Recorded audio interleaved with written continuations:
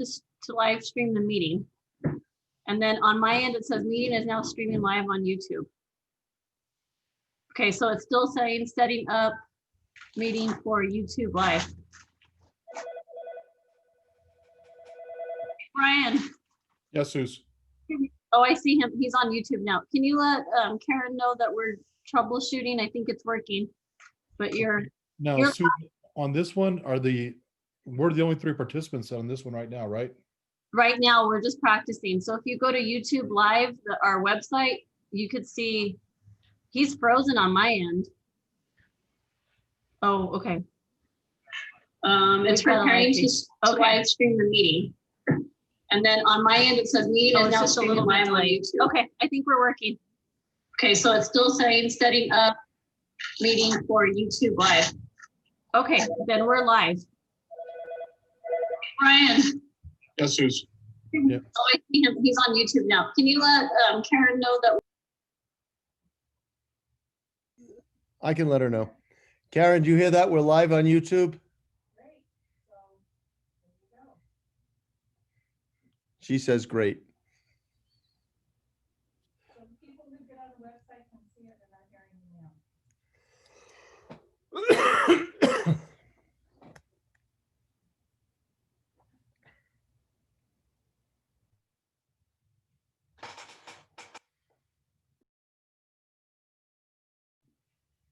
Right, I'm here if you guys need me. I'm gonna switch over screens. We're going to see the big B.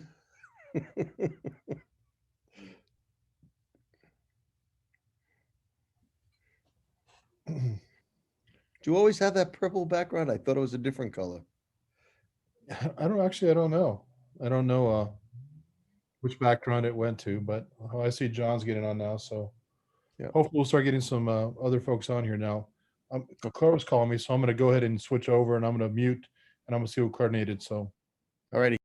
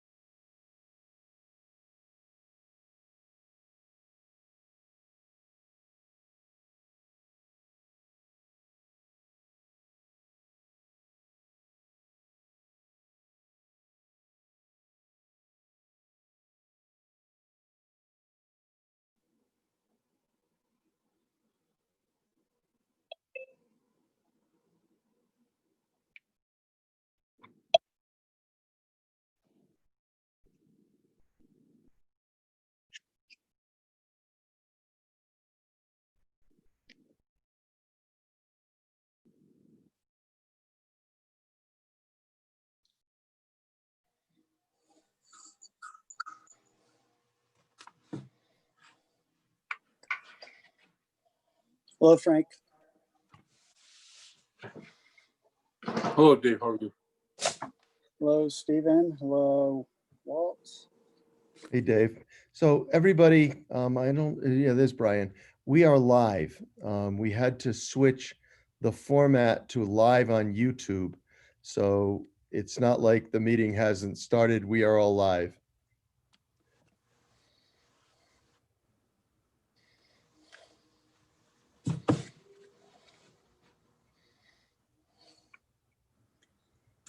Okay.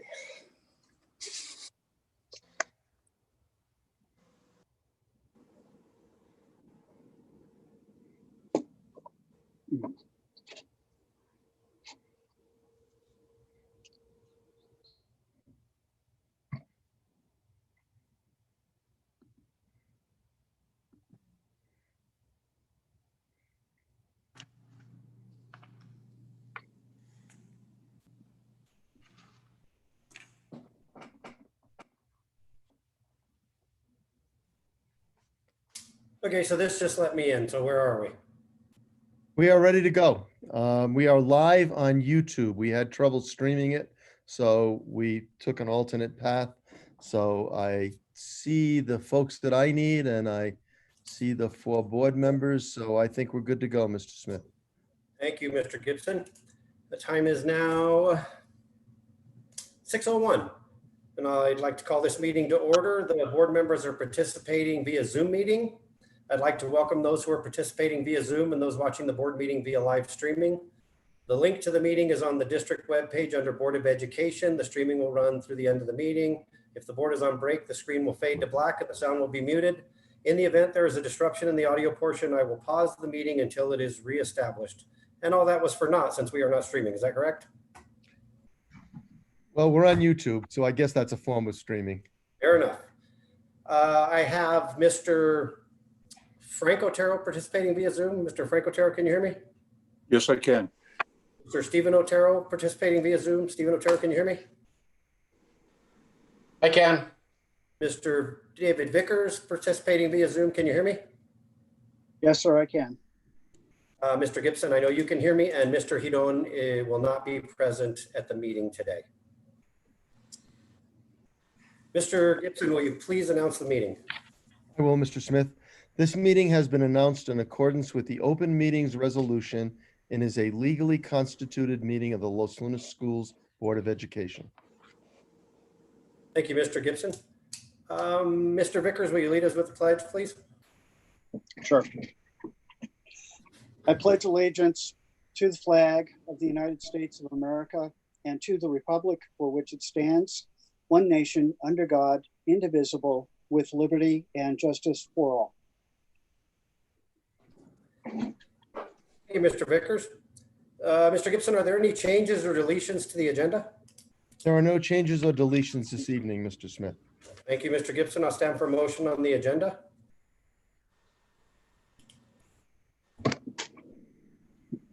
I move that the agenda be approved as presented.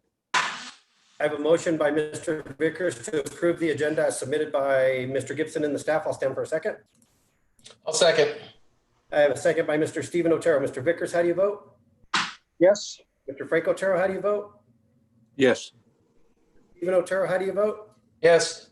And I vote yes. That brings us to item number 5, approval of the consent items. I'll stand for a motion regarding the consent items.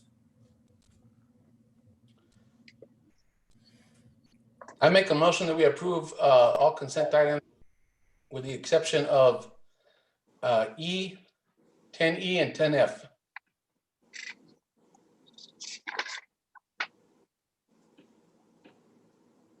Okay. Give me 1 second. Mr. Smith, Yes. you guys are probably just slow getting the email. I'll resend it to you. You also have item 10D4. Right. So I don't see the consent sheet. I see. Give me 30 seconds and I'll resend it to you. Perfect. Sorry. No worries.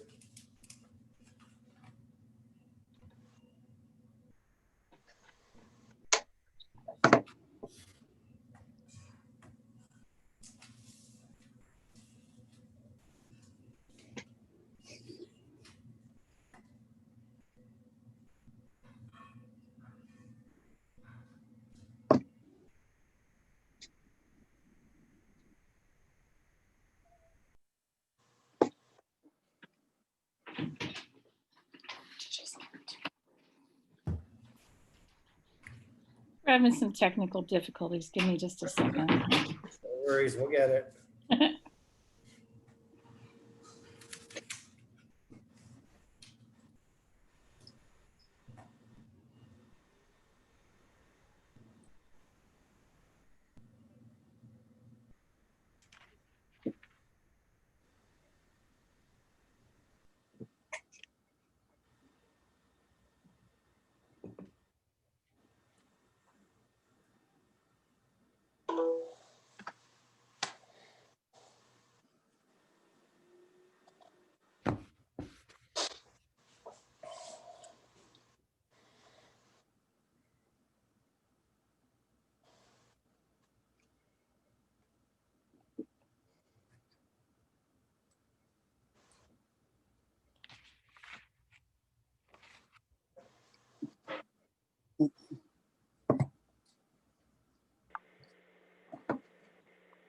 Hello, everybody. This is Kevin DeGraw. Sorry about that. I had some audio problems. I'm with V. Hill and Associates, the architects. Thank you, Kevin. You are later in the agenda, but thank you for being here. Okay, no problem.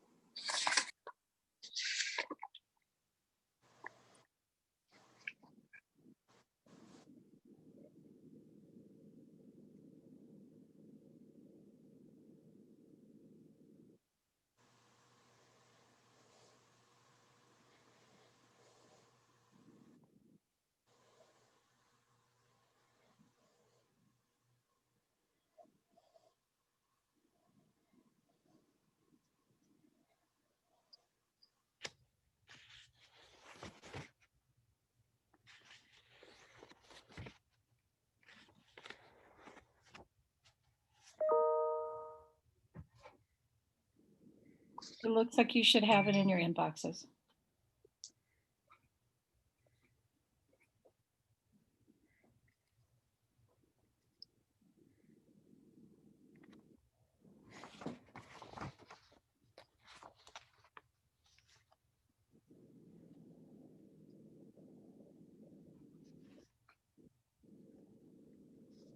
Can you guys check for me? I got mine. I have it, Mrs. Wolf. So if everybody, after everybody reads it, I will ask for another motion. Because there were 3 items that were on the discussion. So just let me know whenever you guys read it. I got Mr. Vickers reading it. I've read it. You got it, Mr. I've read it. Who had the motion? I've read it. Who has the motion? Mr. Stephen Otero had the motion. You need me to repeat that motion with this addition? I would like for you to amend your motion. Yes, sir. Amending the motion to approve the finance items with the exception of 10D4, 10E, and 10F. I have a motion by Mr. Stephen Otero to approve the consent items with the exception of 10D4, professional legal services over 40K threshold, Himes, Petrarca, and Fester, invoice number 43906.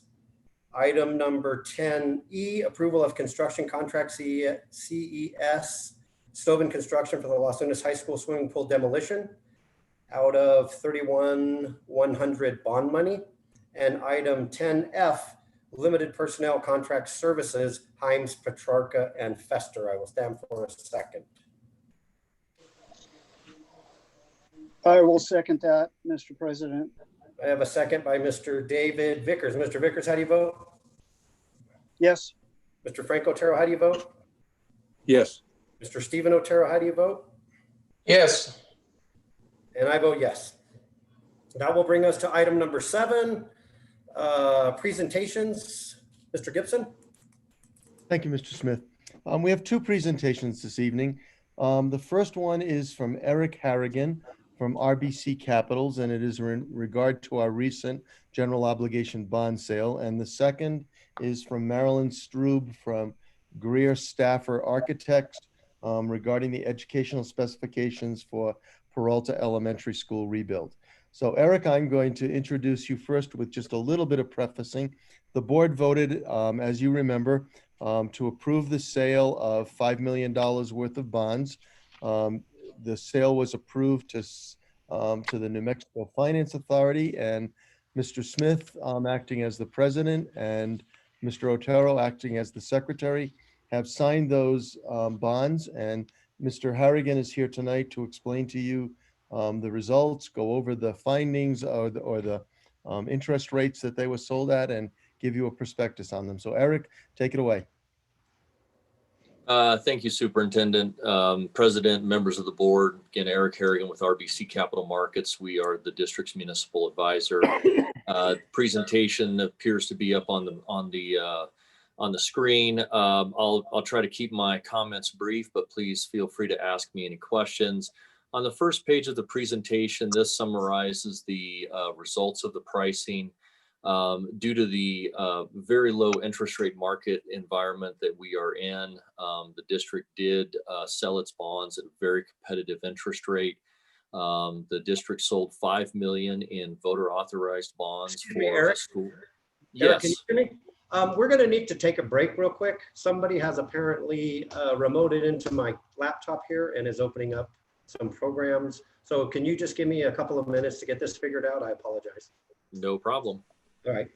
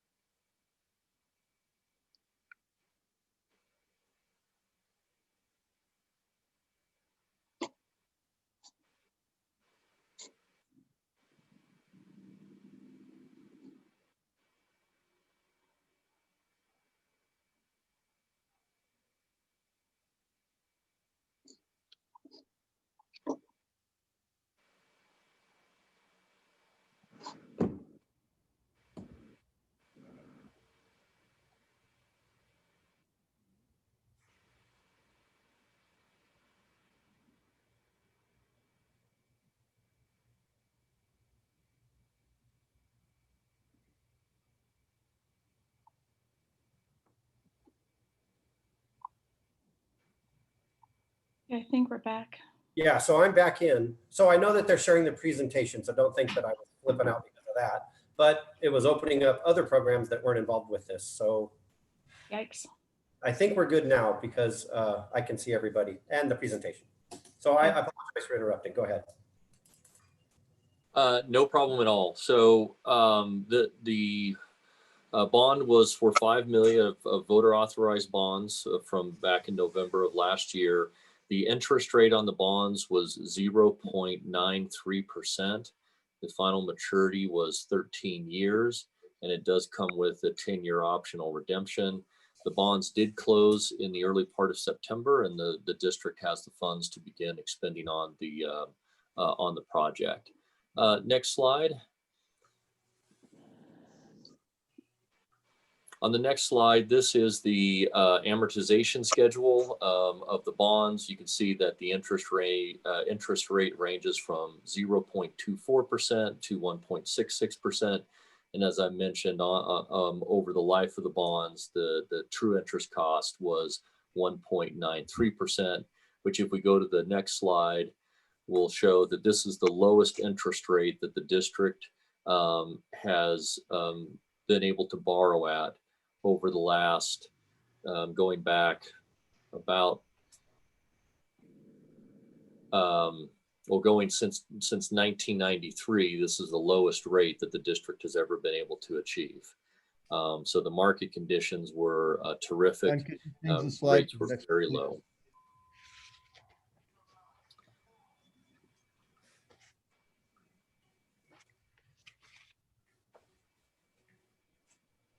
There it is. So we have a few slides at the back that just sort of detail the market conditions at the time that the interest rates were locked in. As I've already mentioned a number of times, because of what has happened to the pandemic, interest rates are near all-time lows. The district was able to lock in rates about a week before the district locked in rates. It was the absolute all-time historical low for tax-exempt municipal rates. So it's a terrific result for the district, which will just improve the district's bonding capacity in the future. And with that, I would be happy to answer any questions from the board. Board members? No questions. Mr. Smith, this is Frank Otero. I don't have any questions. Thank you, Mr. Otero. Mr. Stephen Otero? No questions as well. Perfect. I have no questions either. Thank you very much, Eric. Thank you very much. Have a good Eric, evening. thank you for your long-term service to the Los Lunas schools and for walking us through this process. Appreciate it. Absolutely. Thank you, Superintendent. The next presentation is around the ed specifications for Peralta Elementary School. You know, we've received financing from the Public School Finance Authority for this project. This project involves a number of phases, and this is one of them. Marilyn Strube, who's going to present to you tonight, comes from Greer Stafford Architects, and they did the educational specifications for the school. There is another firm that worked on the site, and there will be, of course, a third firm, Decker Parrish Sabatini, which will do the actual plans. So this is one of the required steps in the process for approval. You're looking at the ed specs, which have been approved and run through the faculty and staff of Peralta, a community group that represents Peralta, and Marilyn has it in final form. So Marilyn, I will turn it over to you. Thank you, Superintendent Gibson. Good evening, school board president, school board members. I appreciate your taking the time to let us present this and the findings. We're going to go through this information rather quickly. I know you have a lot on your agenda, but please let me know if you have any questions. So if we can start moving through the slides, we're going to do a little bit of project history. This is the overall site of Peralta. As you can see, it's spread out over the site. It wasn't built at one time. Next slide. In 1947 was the original building. In 1975, the gym was added. 1989, classroom addition. 2002, the admin and some classrooms and library. And then some portables have been added to the site. This is a relatively small site, 7.9 acres for an elementary school, but it has evolved over the time. Next slide. We can see that the instructional spaces are spread throughout the gym and the cafeteria and then the classrooms. Next slide. A little bit more about the project. In 2018-19, Peralta Elementary School was identified as a New Mexico in Need school by Public School Capital Outlay Council. It had a ranking of 38. That means that there were only 37 schools in more need than Peralta. And so the district took that opportunity to partner with PSCOC, PSFA, and received an award. Excuse me. The original award in 2018 was for $17.8 million total project. State share of that, 76%, district share, 24%. The district did have a small offset of $12,000, which has to come out of that. The new school was for 369 pre-K through 6th grade students. There was 48,555 existing square feet. The new school for 369 students would be built to adequacy standards of 49,367 square feet. So just a little bit larger. And as Superintendent Gibson said, there's been several steps to this that PSCOC, PSFA are requiring for this project. The first is a feasibility study completed by NCA. We're now in the middle with the educational specification that we're doing. As soon as this project is finished and adopted by the school board, the district will begin working with Decker Perry Sabatini on the design process. Next slide. In 2020-21, the district realized that they really needed a pre-K center at Peralta and at Raymond Gabaldon to take on the new pre-K needs that the state is recognizing.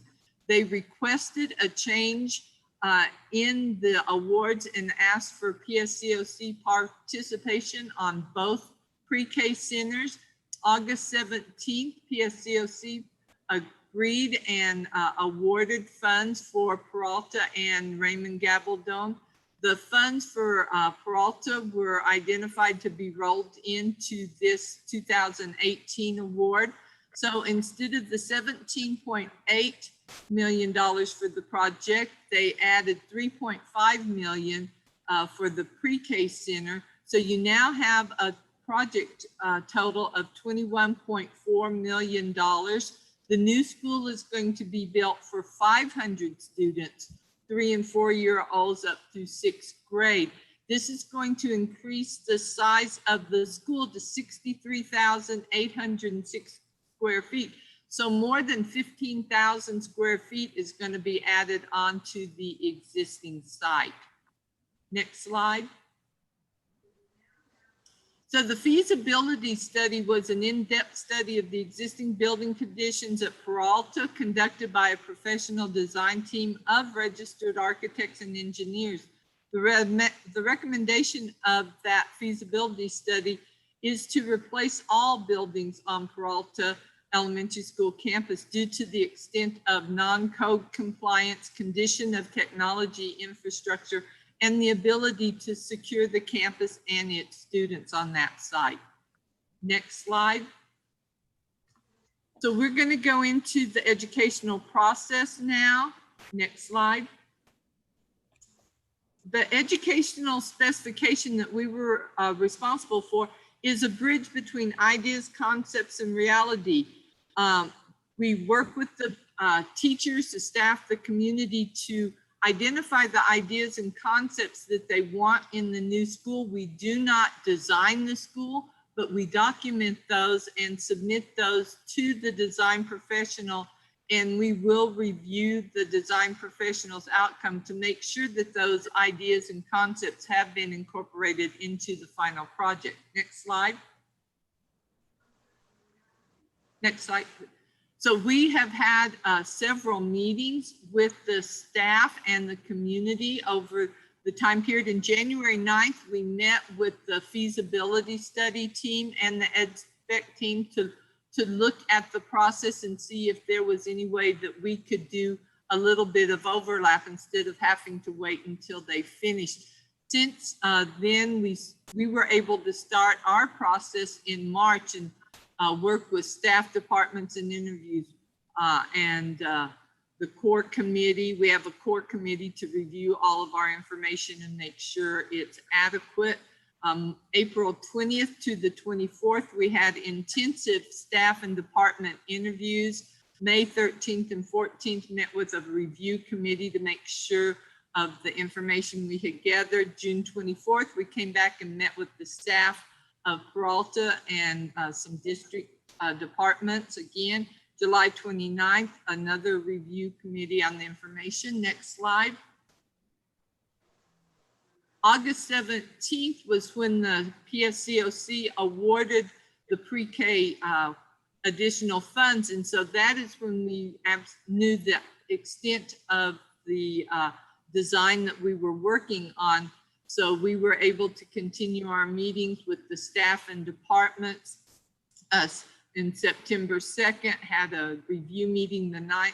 The 15th of September, we did have a Peralta community input and review meeting.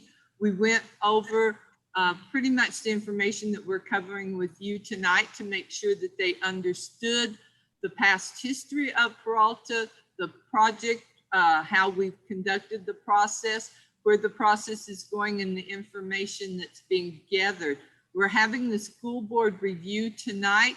The document will be completed around the 1st of October for final review and brought to the school board for adoption on October 13th. Next slide. So this is an important project that's going to have an impact on Peralta community and Los Lunas districts for the next 50 years. Next slide. So we wanted everybody in the meetings to understand the importance of this new project. Next slide, please. This is going to give the district the opportunity to create an efficient and effective school, put money back in classrooms, better serve student needs, incorporate cultural community features, and bring the community together for their students. So this is a big project for the local community and for Los Lunas itself. Next slide.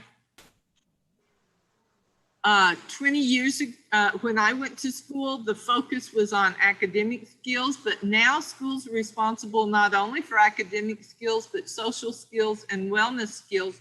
We need to make sure that Peralta School and campus can incorporate all of those in this one building. Next slide. We looked at the enrollment. The state really wants to understand the enrollment and make sure we size it right, don't build it too big. The blue line shows Peralta's enrollment history. Since 2005, it's gone up and down. We are projecting it to be about 369. That's how the state got its overall final award, but it dipped down to 264 this year with Corona and everything. But we feel that once the school is finally built, it'll be up to the 369 plus the additional case center will bring it up to 500. Next slide. We brought a lot of information to the staff and the district and the community for discussion. We'll go over that. Next slide.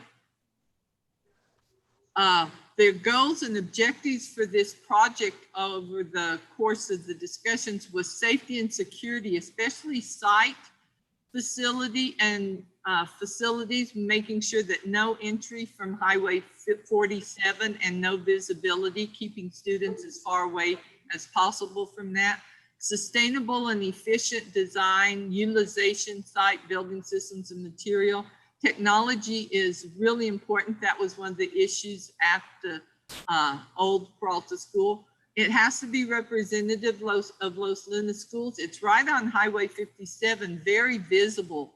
and it's got to reflect the Peralta community, culture, and history. This was very important at all the meetings. A lot of discussion happened around that. Visually appealing, functional campus and school. Protected playgrounds was something that all the teachers, parents, community felt very important to make sure they're located as far away as possible from the roads and staying within the budget for the district and the state. Next slide. We had a couple of surveys, online surveys, so that, you know, with this COVID and the pandemic, it's been a little different. We've changed our communications, but we wanted to make sure that everybody had input. So after each of the meetings with staff and teachers, we had online surveys so that they could communicate and we could get more information. Next slide. One of the things we talked to them about was the appropriateness of a 2-story elementary school versus a 1-story on that site because of the limitations of the site being 7.9 acres and giving the students protection. We spent some time discussing that. Next slide. We also talked to them about the overall layouts of the schools. So we didn't present this slide, but we did have them look at about 18 different layouts of schools, elementary schools that have been built in New Mexico since 2005 for their relevance and understanding. So we had a good discussion with the participants on what works, what they like, what they don't like in each of these floor plans. Next slide.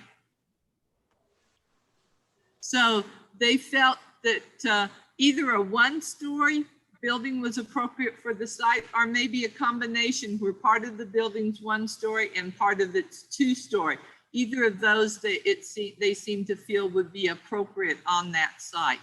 Next slide. And when we showed them all those floor plans, Amy Beal School out of Santa Fe was #1 choice, Holloman #2, and Aspen. Next slide. So these were chosen on their overall layout. So with Amy Beal, you can see it has a strong core with separate areas for student separation, keeping the younger students kind of separated from the older students, with 4th, 5th, and 6th being over on the left, pre-K and K together, and then 1st, 2nd, and 3rd at the far right. Next slide. Holloman was similar with a strong core and then wings separating the different age levels, grade levels of the students as well. Next slide.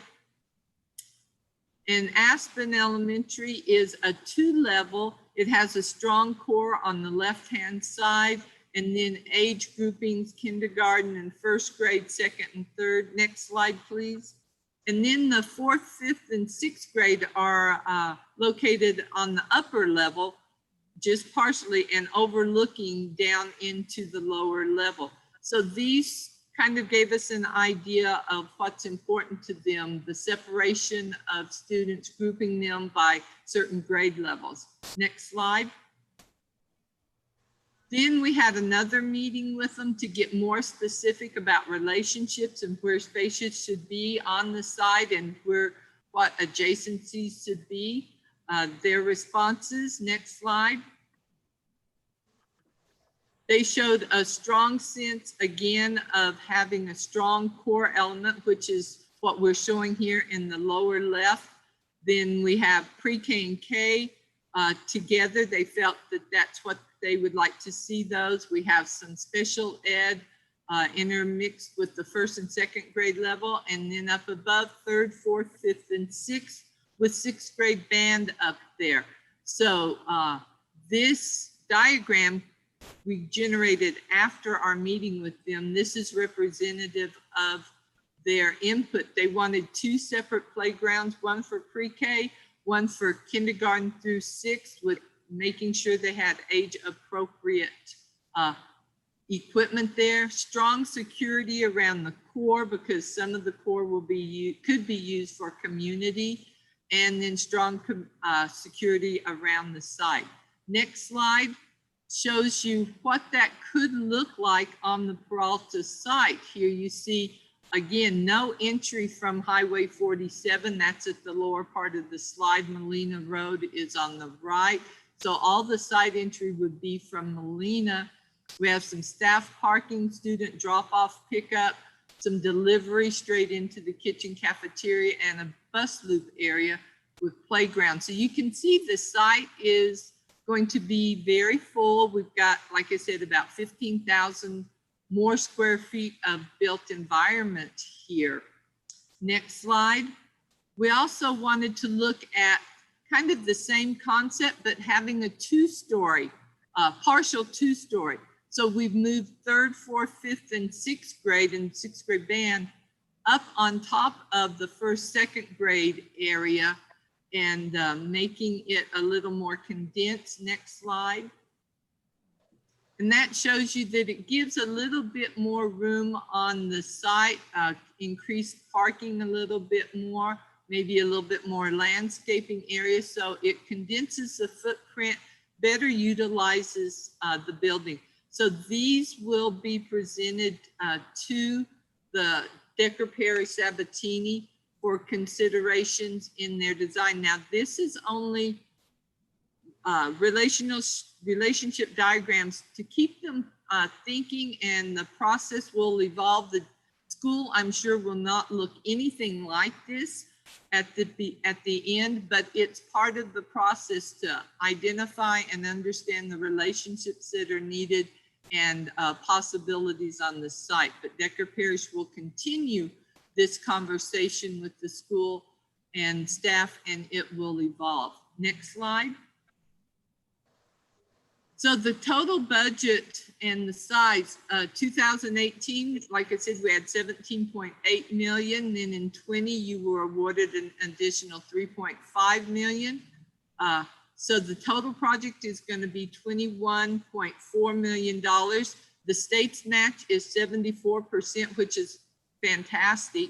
That will be 15.8 million coming from the state. The local match is 26%.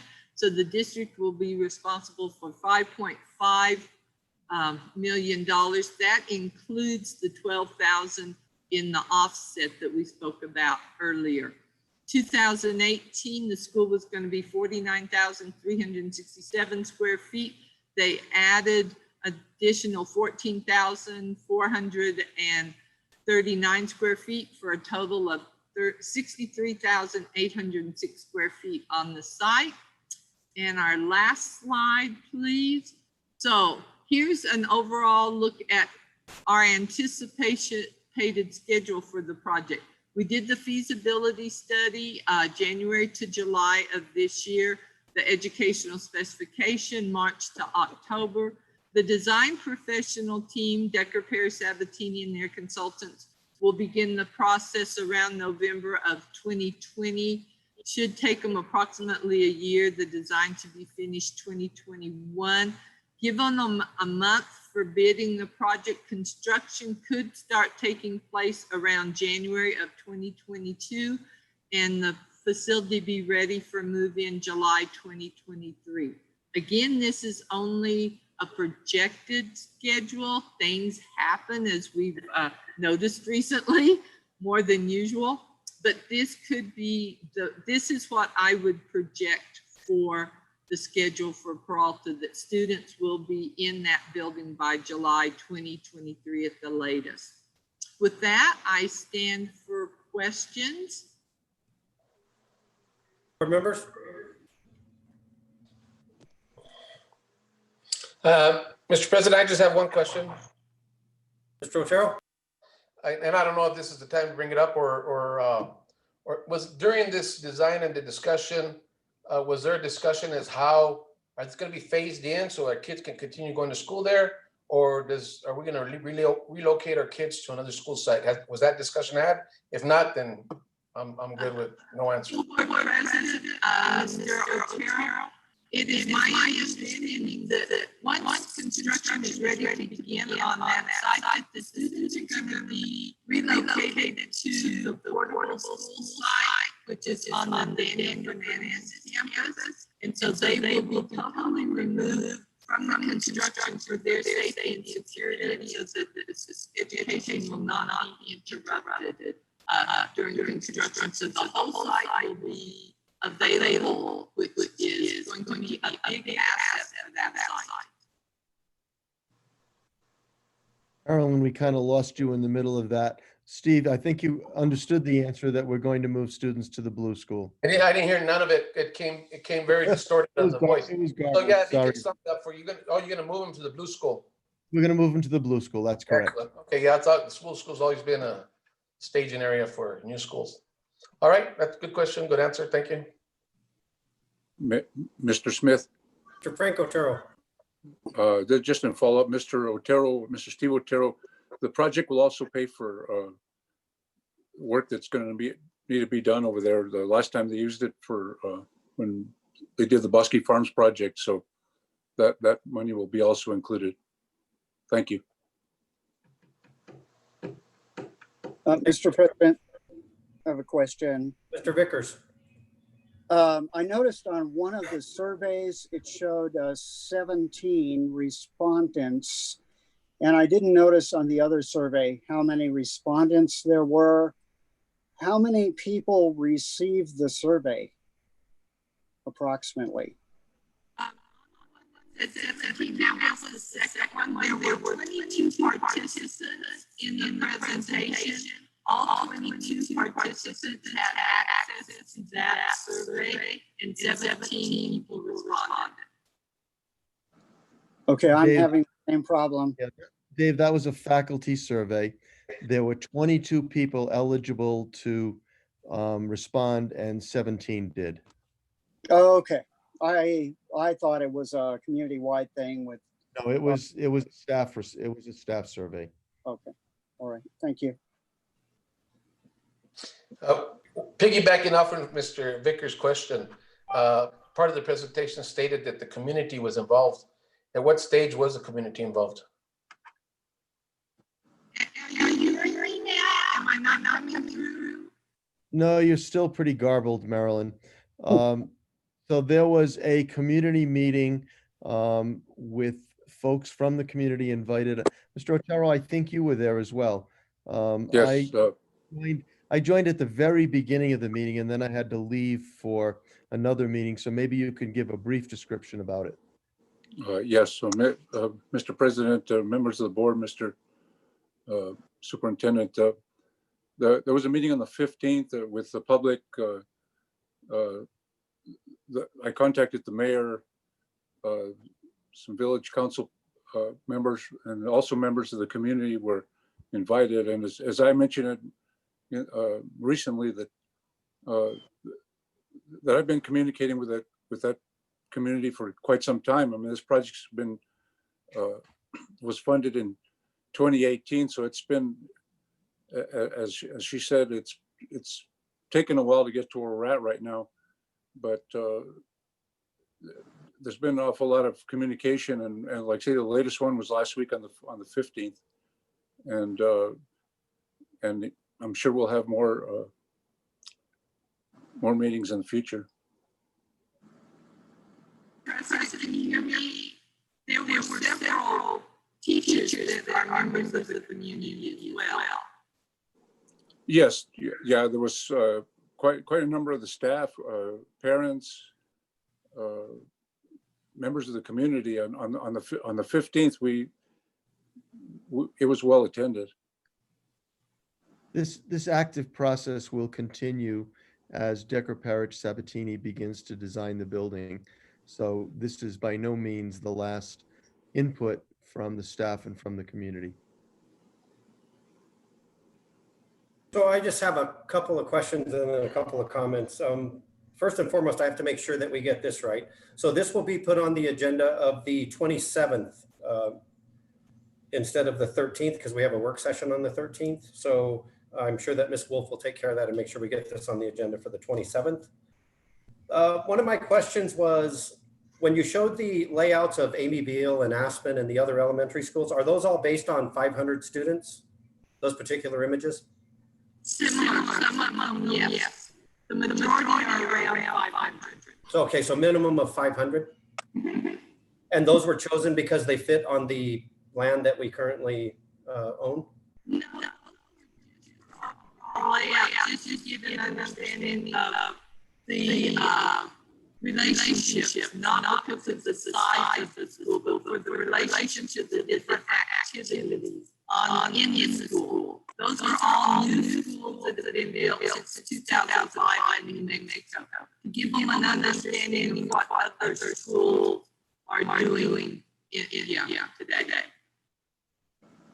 Okay, I was just curious why those were shared if they don't fit on the school site that we currently have, I guess, is what I my think thing. it was. But I think it was Go more ahead. conceptual, Mr. Smith.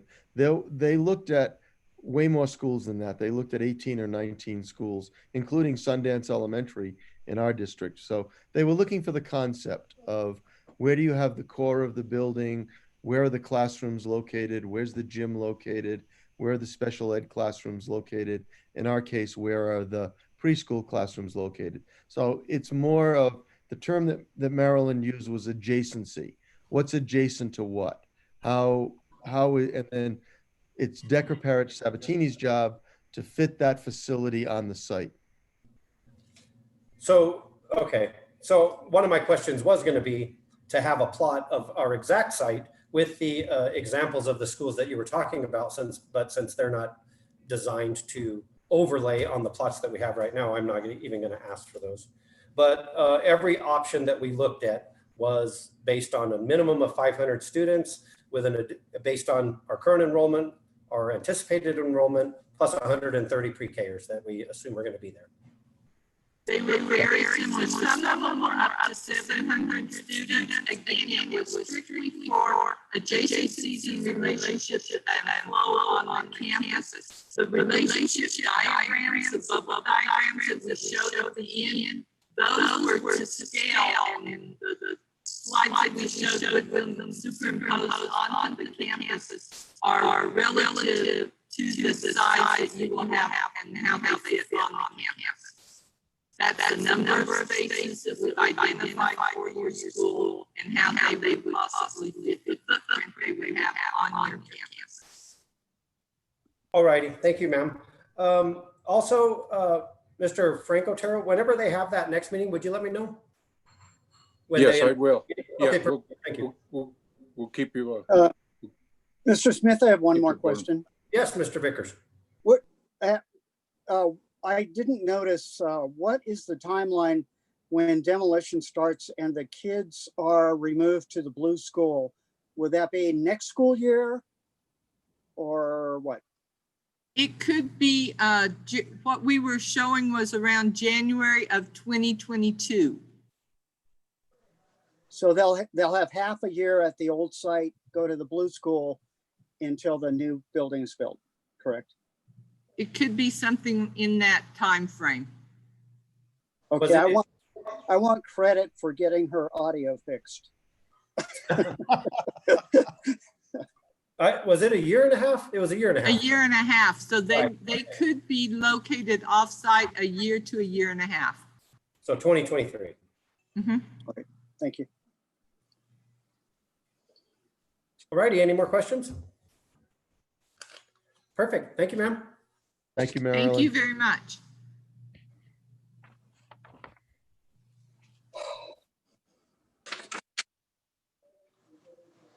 So that will bring us to item number 8, Superintendent's report, Mr. Gibson.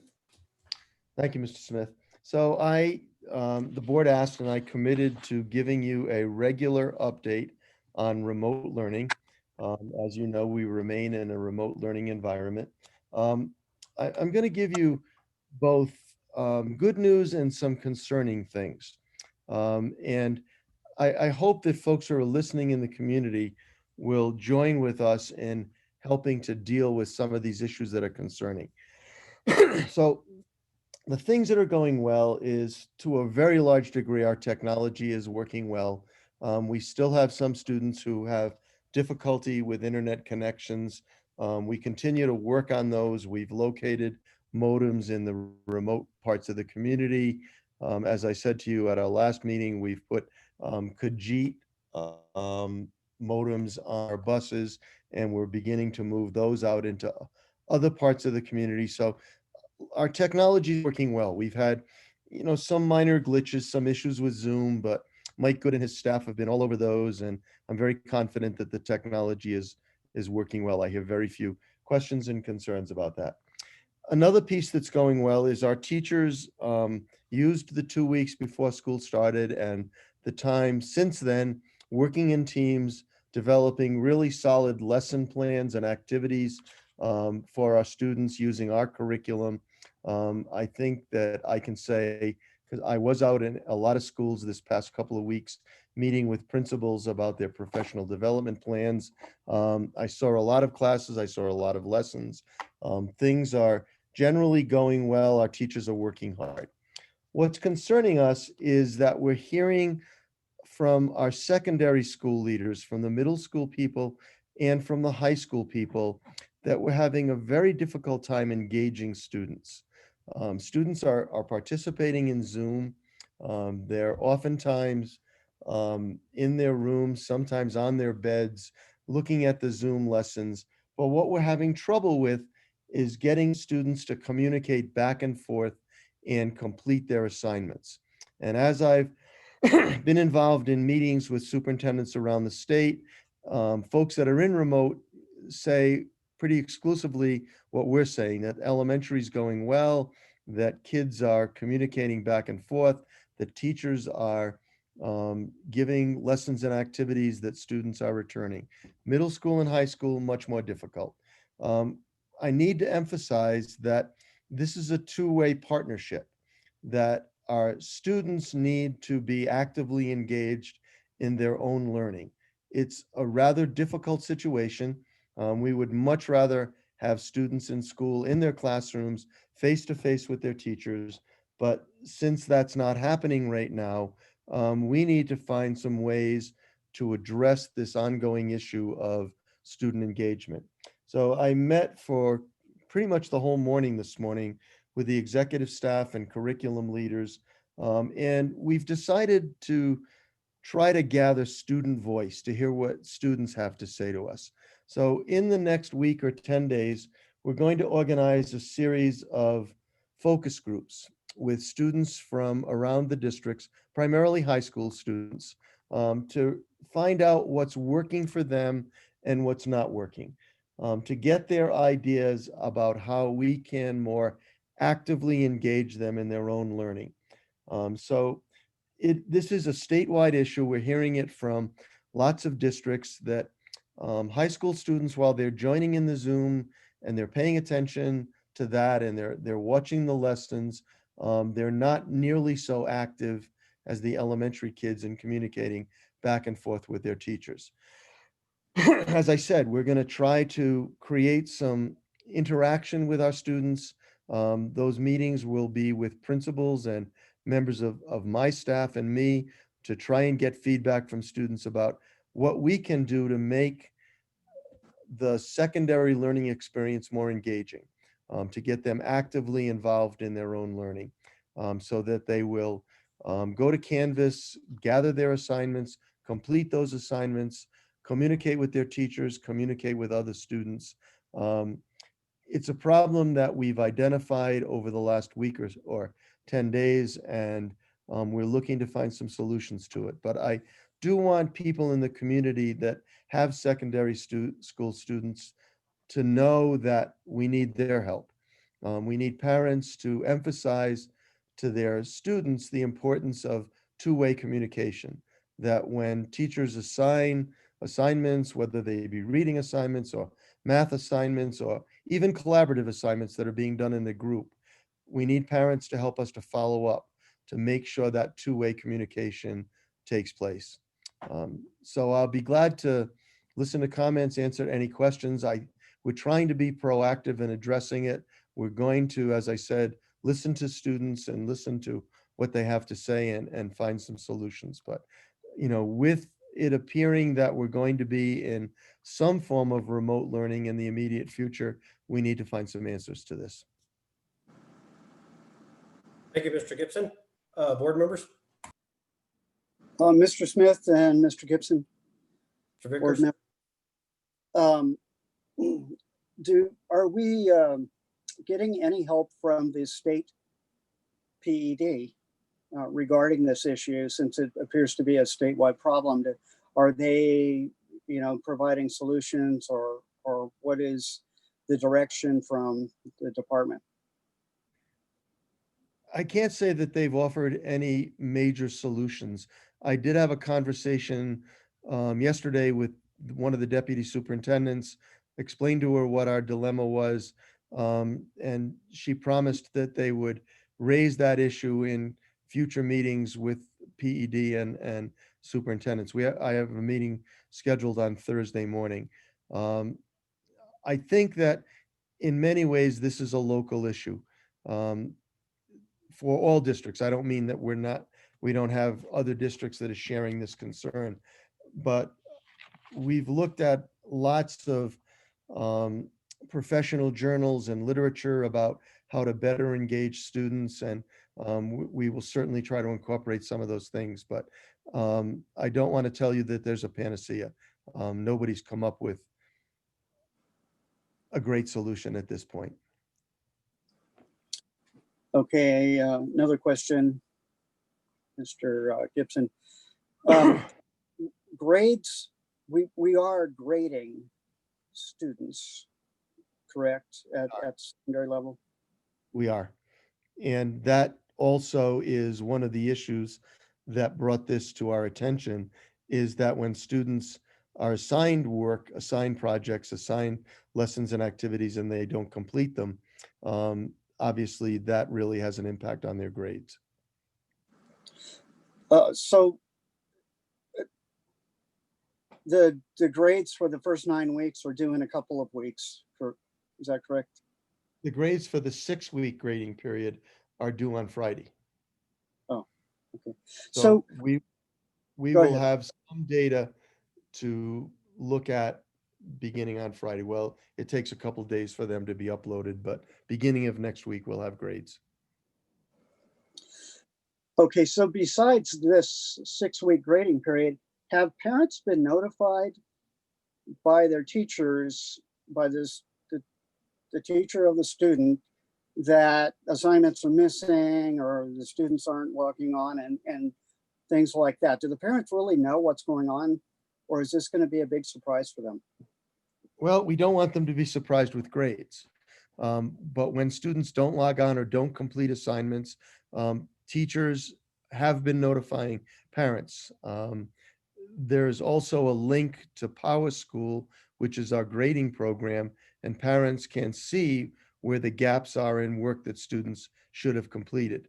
So yes, we're working hard to have teachers and administrators and folks within the school contact parents, but honestly, we're afraid that many of them will be surprised when they see these 6-week report cards.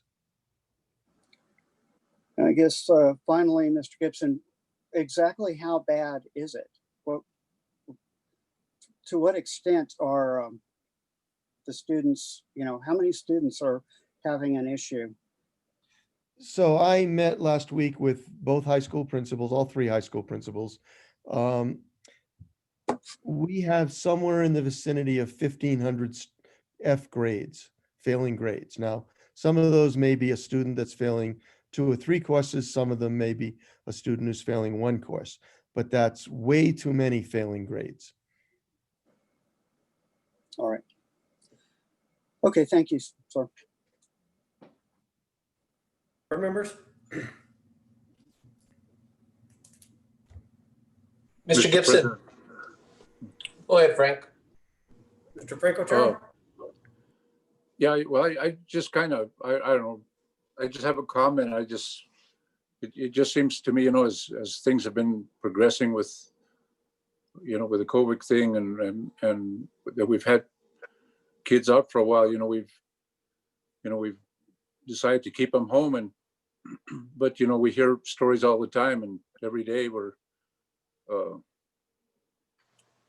there's probably a certain number of parents that right off the top that aren't even involved, and that's a certain number right off the top. And then you're right, there's a certain number that aren't aware, and they're probably not aware because they're probably trying to get back into their employment or trying to get things back into life. And I in some families I can see it.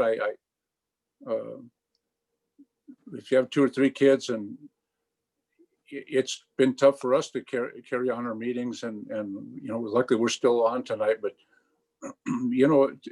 some households have 2, 3 kids, 4 kids, all using the same modems and what have you, and just to keep some rigor in their life. I mean, regardless, putting all that to the side, keeping some rigor is a real tough thing right now, and it's not really an excuse, but I'm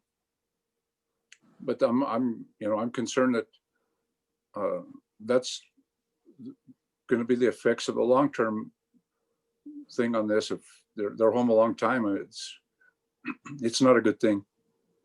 Thank you for your comment. That was part of our discussion today, Mr. Otero. We are very concerned about the social isolation of students. We're concerned that there are families for their own needs. Both parents are at work, their kids are at home alone. I'm sure the parents are saying, are you logged on? Are you at school? And in most cases they are. They're logged on and they're at school. But that interaction that would be occurring in a classroom setting is in some cases missing.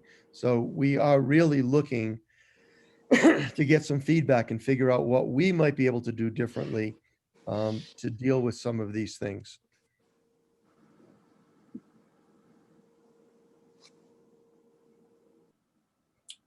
Mr.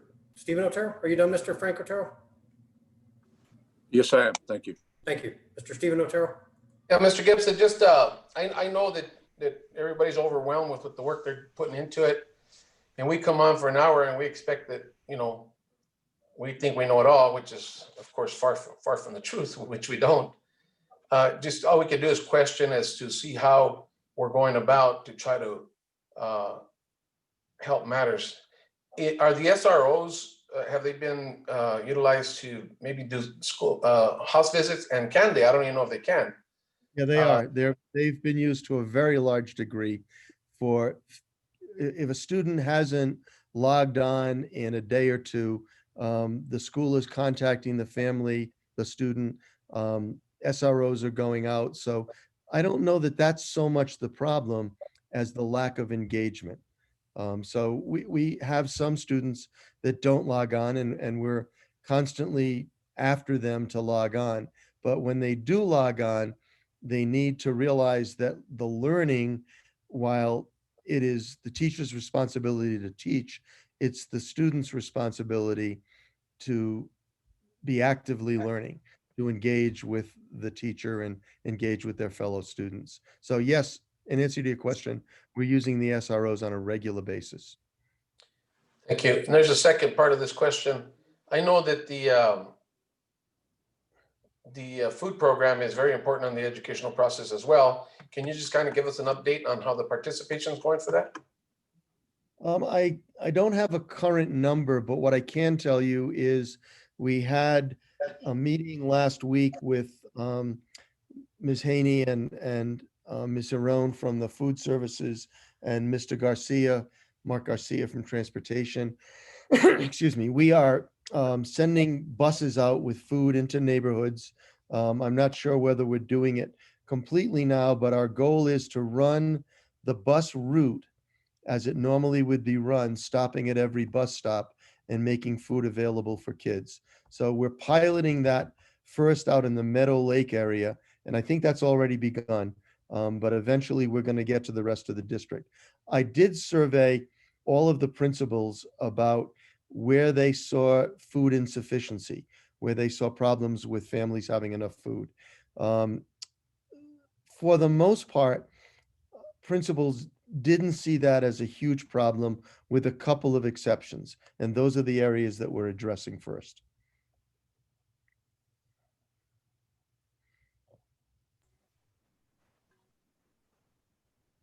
That's all my questions. Thank you, Mr. Stephen Otero. So I just have a couple of comments, Mr. Gibson. So I'm relatively confident that our staff is doing as well as they can in these unprecedented times. And to be perfectly honest with you, I know that we can only do so much remotely. And I think Frank's mentioned that we're doing these board meetings remotely, and we're trying to make them as productive as possible. And I'm sure our teachers are doing the same thing. I remember when this first started, we stated at the beginning that this is a time that we all have to work together and as a entire school community. That involves the community, the parents, the grandparents, aunts, uncles, students, staff, all of us. And to try to make this, get through this phase in our lives and try to make it as productively as possible. And I would hope that all of us can take that one further step forward and put a little extra effort and try to make this go a little bit better than it's going right now. But it would have been naive for us to think at the beginning of this that to anticipate anything some less than what we're normally used to happening in the district. So I meant it was almost a given that we were going to be down just a little bit. But I want to stress the fact that we all have to do the best we can, but we're not alone. It's not like Los Angeles is the only district that's facing this. There's districts all over the state that are doing this. And I think a big part of how we come out of this is how we're going to respond when we come out, because we are limited in what we can do right now. We're limited in what we can control right now. And we're limited with that one-on-one contact with the teachers that I think is so important to the majority of our students. I know our students work hard. I know our staff works hard. We'll get through this and we will get better. And when this is all over, we're going to step it up and we're going to come through this and try our best to get to where we need to be for our entire school community. So I applaud the parents and the students and the staff for their efforts, and let's just all step it up and take that extra step and move forward. But I appreciate the report. Okay, and along that line, we're open to anything. We're trying to figure out how to make this better.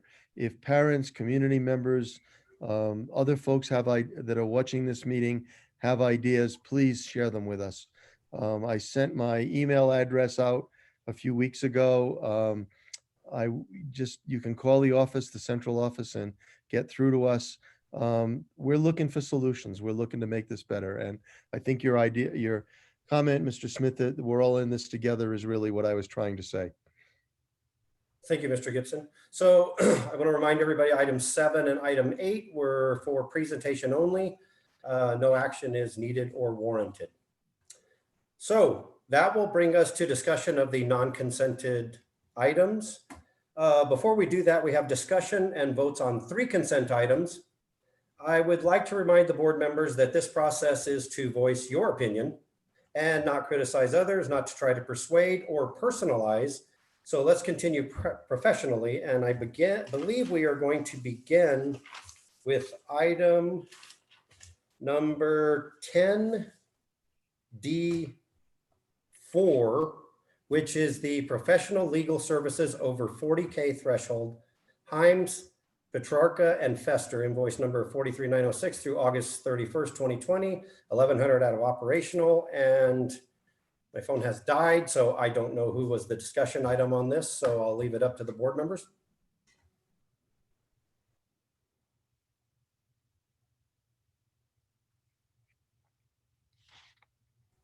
Somebody had this as a discussion?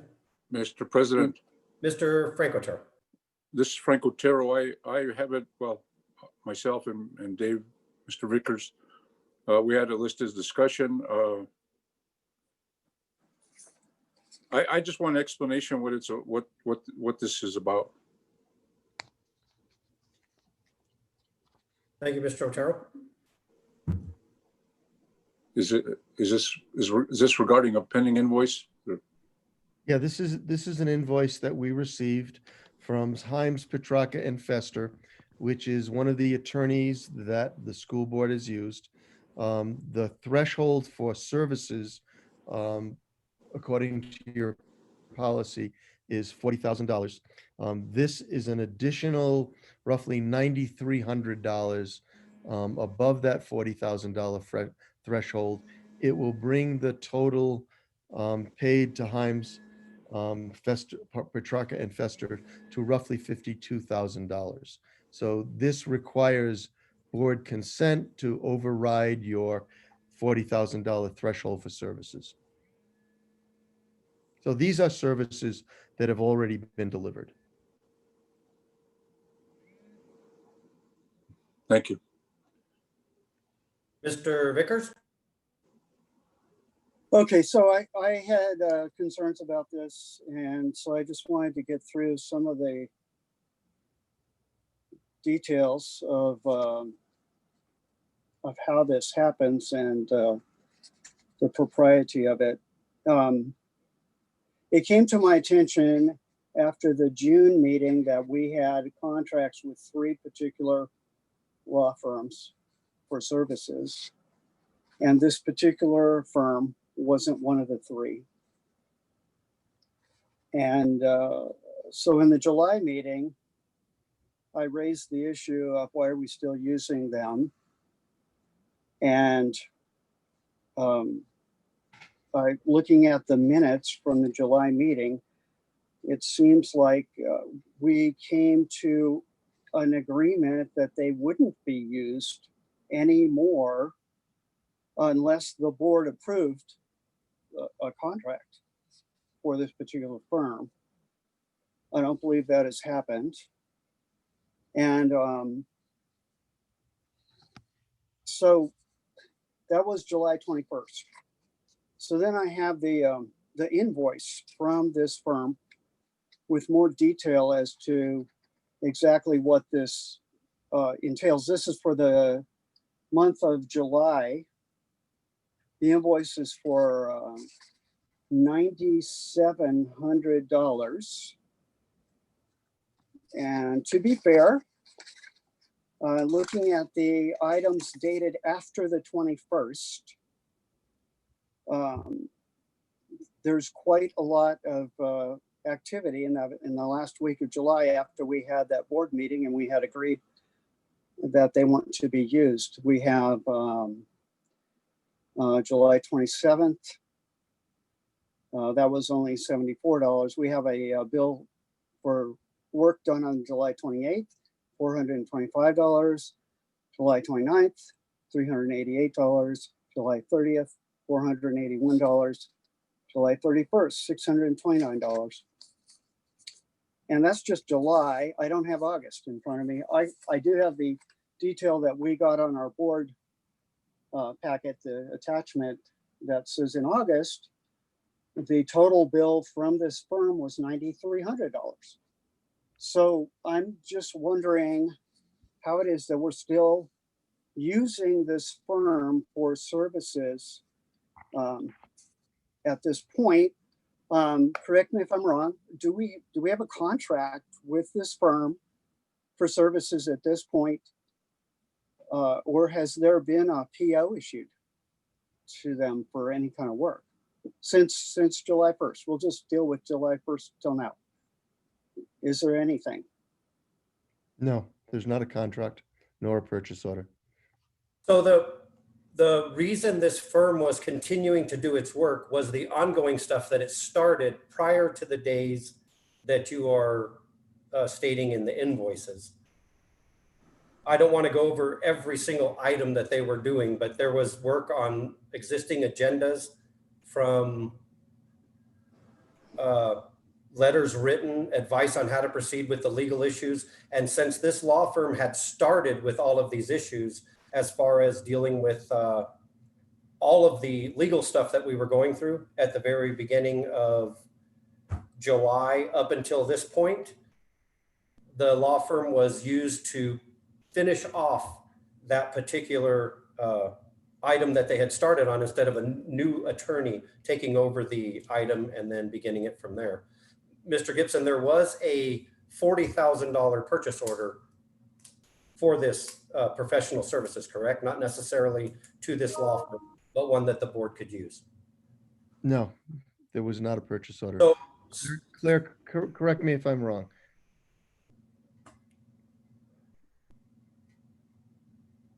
No, Mr. Gibson, there was never a $40,000 purchase order in place. I believe what happened was is as invoices were turned in, we had to do several addendums to an originally small purchase order that was a carryover from work the attorney did when he was with one of the firms that we do have an RFP in place for. So what was the small amount? The original purchase order was for $3,500, I believe. Yeah, roughly $3,500.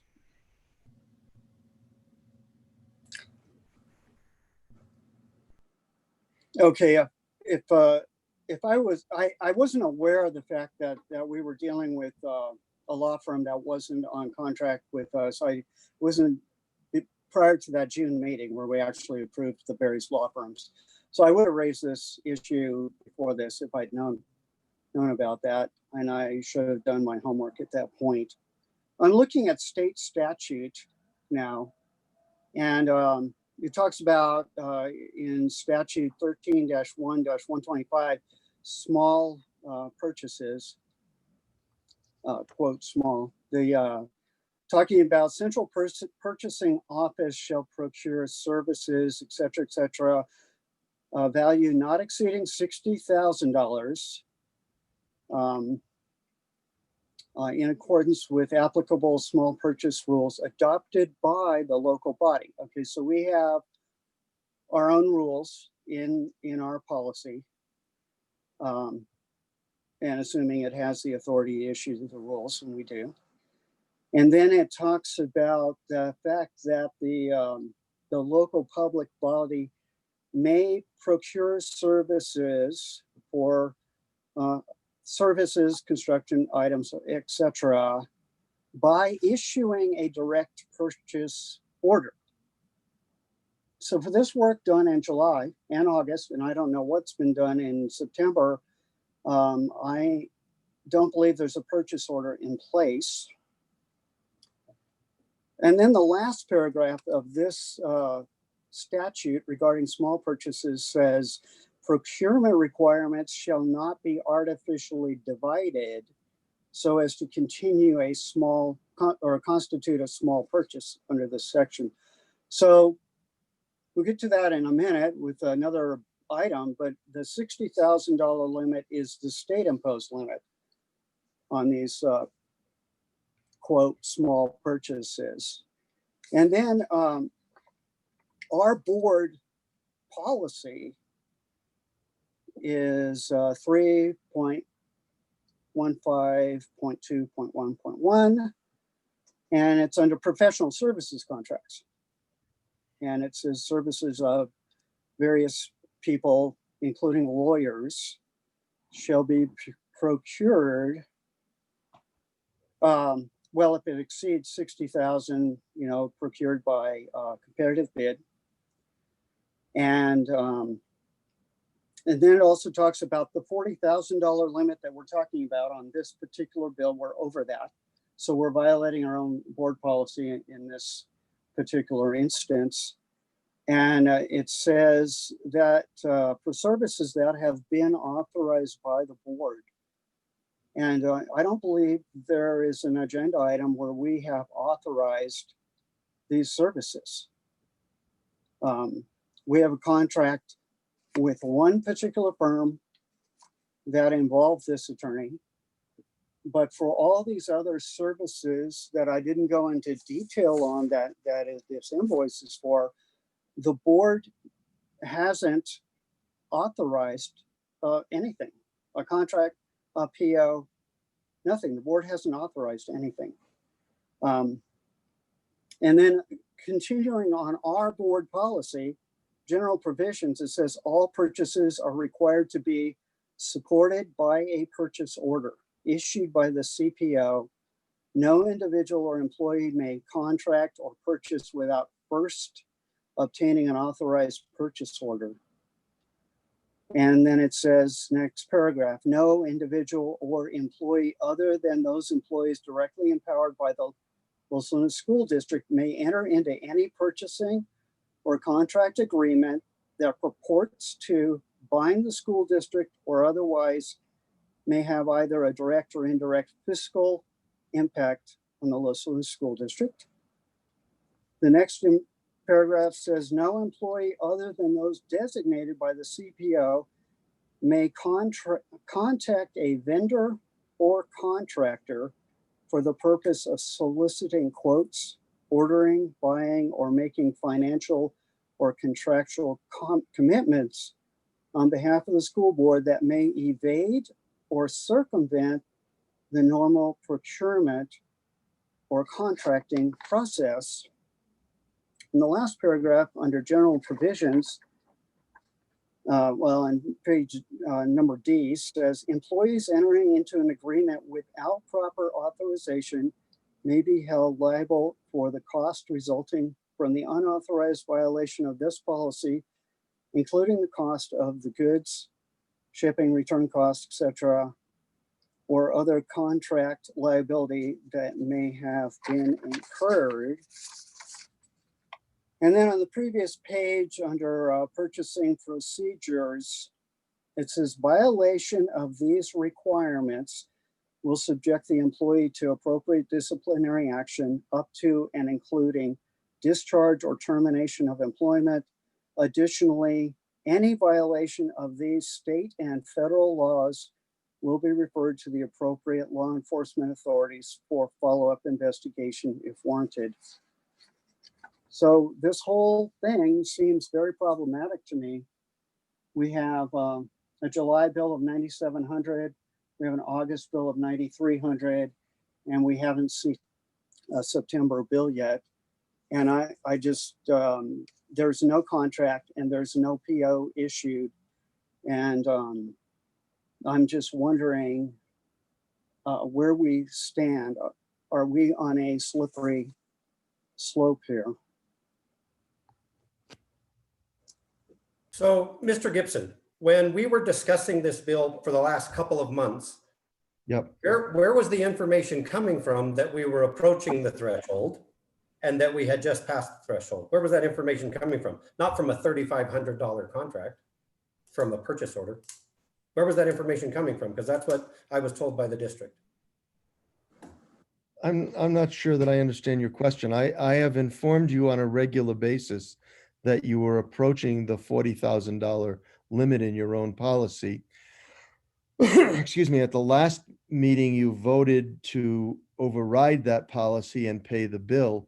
So what's been happening is we have been receiving bills on a monthly basis from this law firm, and we've been presenting them to the board for payment. We had an original purchase order of $3,500. We keep adding to that purchase order, but the board has not approved an addition to that purchase order, nor have you approved a contract with this attorney. So in order to pay this attorney for services delivered, we continue to present the invoices to the board for payment.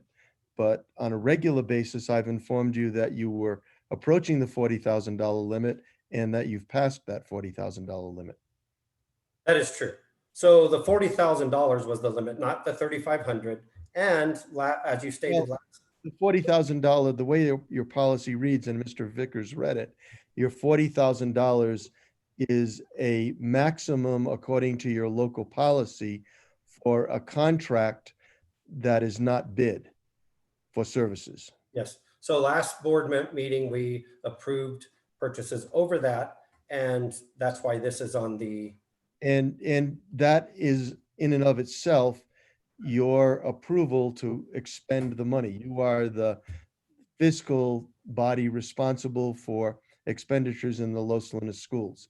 So Right. you, at the last meeting, when you voted to pay that $9,700, it clearly brought you over the $40,000 policy limit, but you can't exceed that by a vote of the board. You do not have a purchase order for that amount. You don't have a contract for that amount. Correct, but by a board majority, we could we could exceed that, and that's what we did last week. You Or, voted to, Excuse me. you Last voted to one. pay the bill. That's correct. Correct. Okay. So go ahead, Mr. Vickers.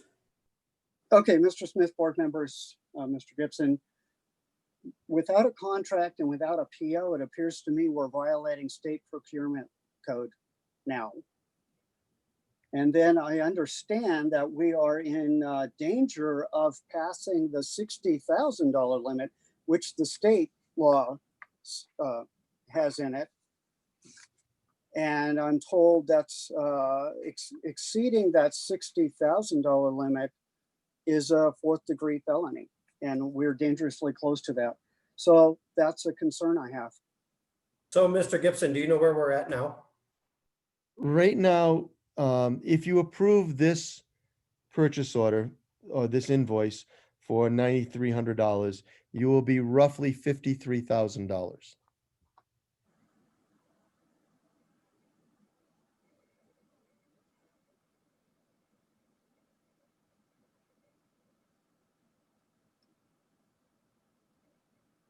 So we don't know what, so this, when is that as of?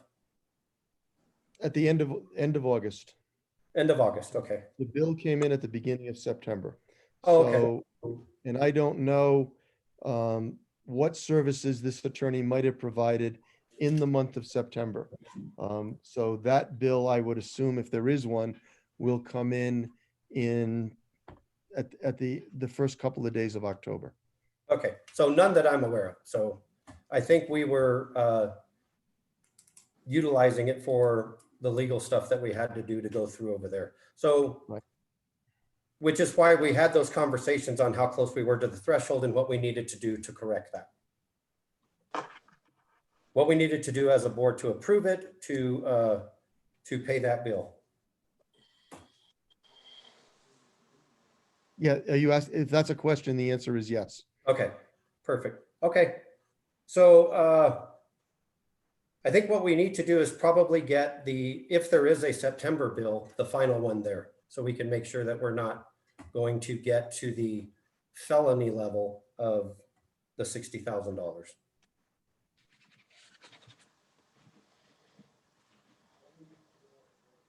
So, Mr. Smith, I might also point out that item F, which is up for discussion, is approval of a limited professional services contract to the same firm for up to $5,000, which should bring to a conclusion any engagement that you have with this attorney's firm. So that was an estimate when me and you discussed that, because there is one item that's going on that we still have to take care of that is representing the entire Board of Education. So that is going to be discussed here in a minute. Mr. Vickers, do you have more questions? No, sir. Thank you. Mr. President.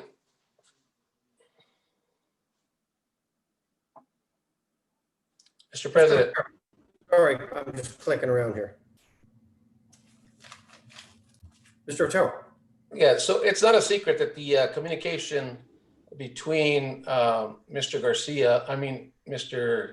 Sanchez has been between myself, Mr. Giron, and you, with no communication from Mr. Vickers or Mr. Otero, I don't think.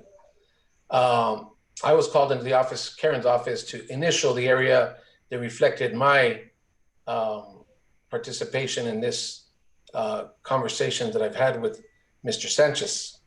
I think there's so many unanswered questions, and I can understand where Mr. Vickers is coming from.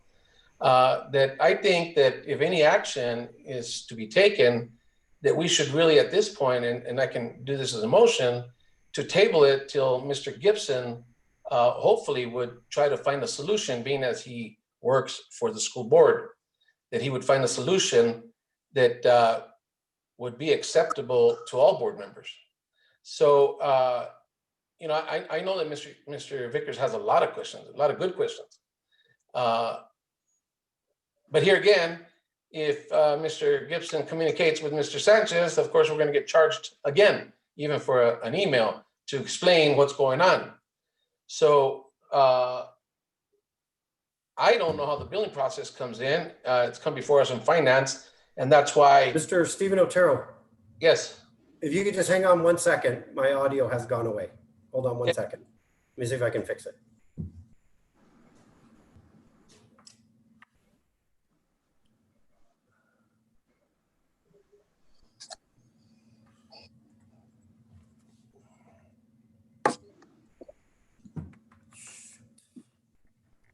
Shoot.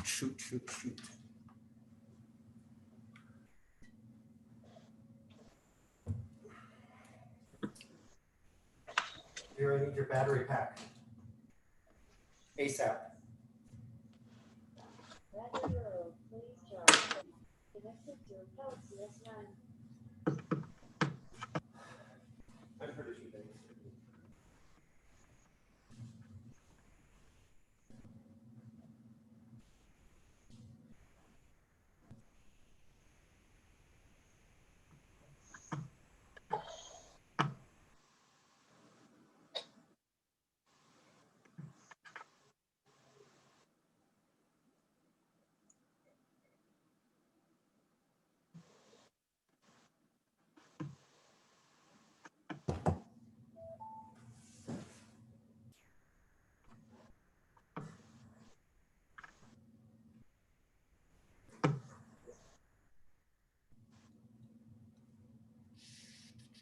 Okay, can somebody say something? Yes, Got it. I hear you. Okay. Sheesh. So now that everybody's back on, Mr. Otero, let me try to respond to your question. Realizing that this was an issue, I have been in communication with the Director of State Purchasing, and I asked him a series of questions. And I'll just read them to you.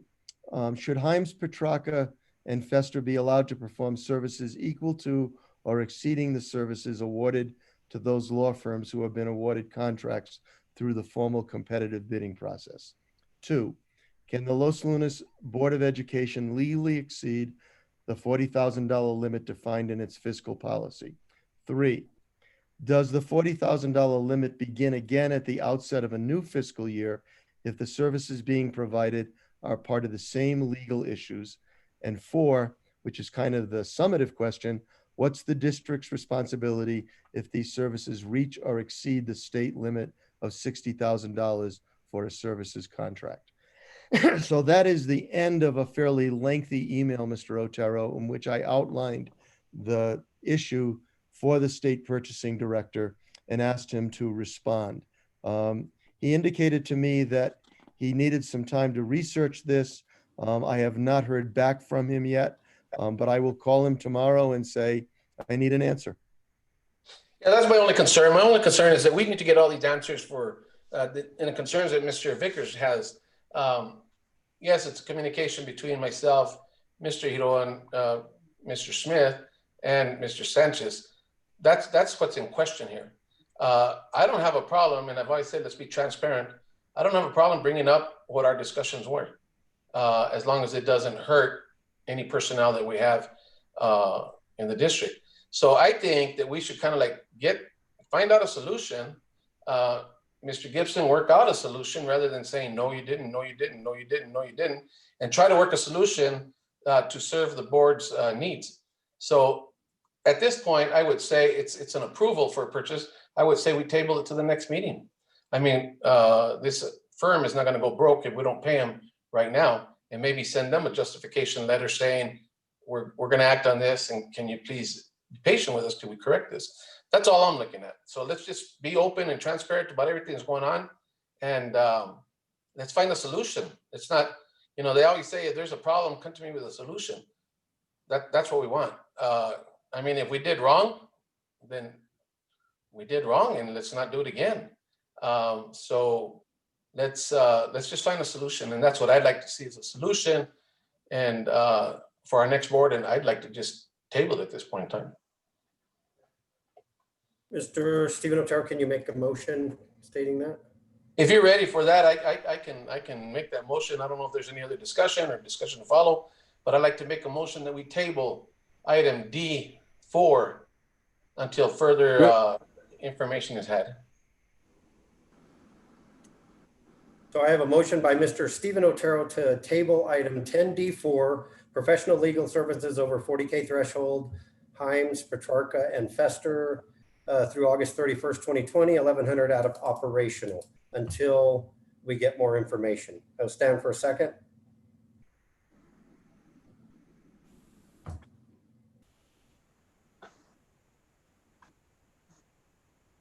I will second.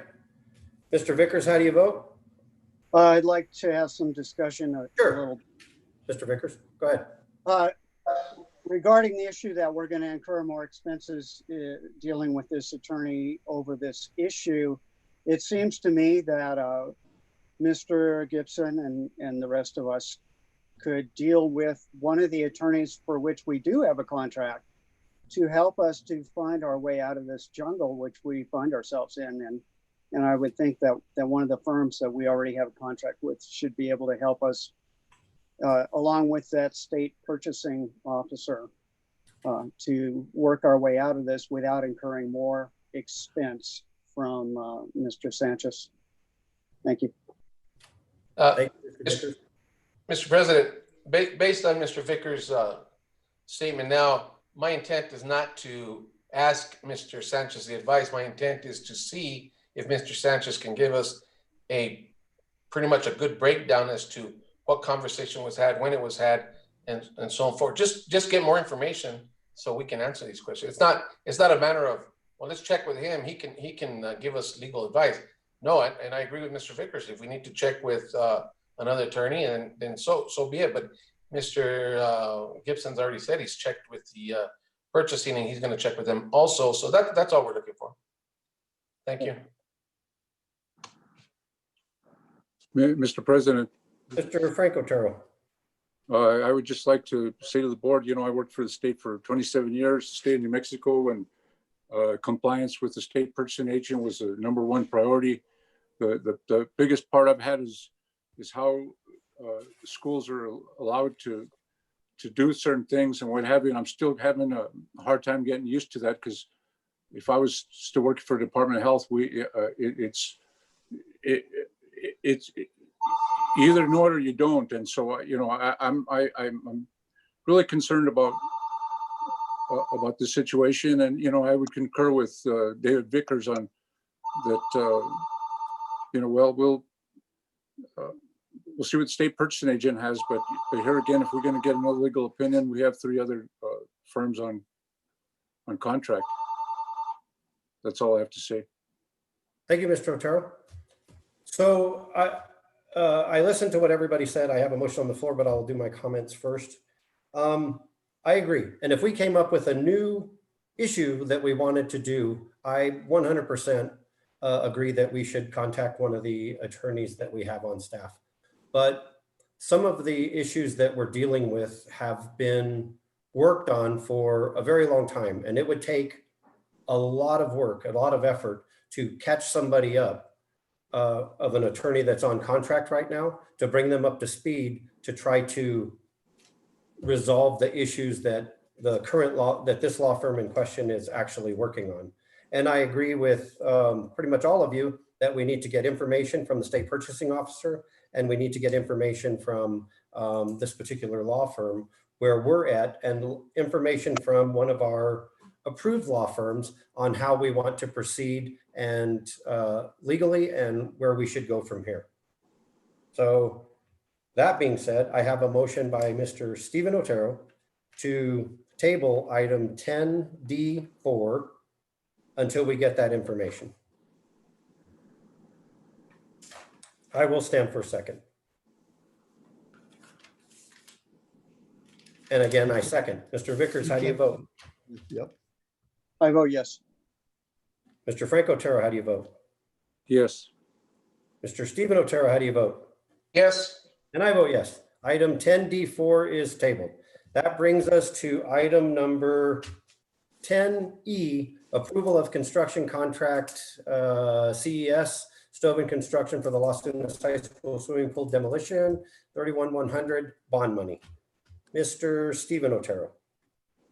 Okay, this came before us in finance, and here again, playing the fiddle in reference to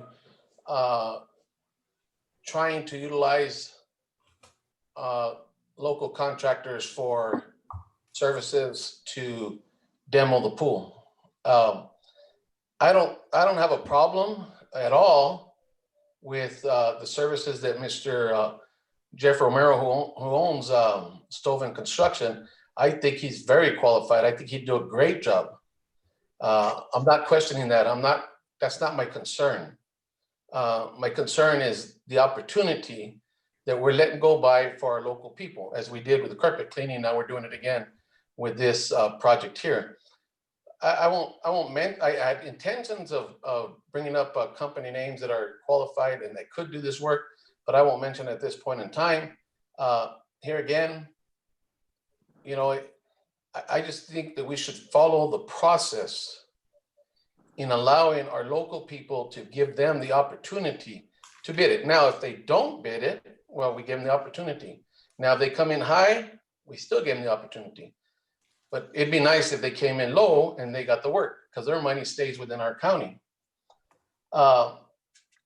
You know, it's troubling to me that we still do not, and I'm glad that Mr. Vickers brought up policy, because just a few paragraphs after that is the same policy. And Mr. Vickers made a comment like, I can't believe we're breaking policy, or he used another word, like we're being illegal about it. But what I'm going to say is I can't believe that we're not trying to follow policy. And in the policy, it specifically states, soon a few paragraphs after Mr. Vickers did that on the purchasing, read to us, it states, it is the intent of Las Lunas School Board of Education that purchases for materials and services by the school district be acquired locally, if permitted by state law and local rules. This intent does not imply that the district should incur any greater cost, which I mentioned earlier, or lesser services. The intent is for local businesses to be given a fair and equitable opportunity to enter into business relationships with local government entities, and thereby to address the school district's needs and the community's best interest. The board realizes the need to maintain and promote a relationship between Las Lunas School District and local businesses, so long as it does so in a legally permissible manner. Now, this was put in policy originally in 1994. The last revision to this exact policy was on February 27th of 2018. That revision came under, two of our board members' tenures last 4 years, 4.5 years ago. So I'm just here again. I'm just trying to promote local businesses to be given the fair opportunity. Now, I mentioned during finance, and I asked how long we had the swimming pool vacant. So it's been 2 years. I went on to ask, is there any plans anything to be put on that swimming pool location right now? No, there's not. We're not going to be pouring concrete. We're not going to be doing anything that the winter would affect us. And I think that it just gives the opportunity for us to go out to bid. Now, I understand that we went through an expense with some engineers to do a survey and analysis, and I guess they have bid documents to demo this building, the pool. So I'm just asking that we consider the policy that's in place and invest in our local community as they invest in us. So, Mr. Smith, let me respond a little bit. I certainly heard Mr. Otero's request that we look at local businesses. So this week I met on Zoom with the engineering company, with Vigil and Associates, and the two folks who designed this work, Raymond Vigil and Kevin DeGraw, and they are on this call or on this Zoom. I learned that 4 out of the 4 subcontractors on this project are Los Lunas based in one way or another. Either their owners and their employees. That we will that everybody, and I know, Mr. Otero, you told me that you considered not just Valencia County, but anybody in the immediate Albuquerque area to be local. That all of the contractor and all of the subcontractors are within 30 miles of this project. There will be a lot of work for local businesses as subcontractors on this project. I learned that this swimming pool will require us to dig out all of the footings and all of the systems of that pool and the building that is next to it, and that the hole eventually will be 2 stories deep. It is down almost 20 feet. It's a complicated project to remove that pool. Everything has to be taken off-site and disposed of, and then it has to be backfilled. And it has to be backfilled in such a way that it is not in any way dangerous for anybody who might be in that immediate area. And as you know, that pool is located very close to our Los Lunas High School athletic fields.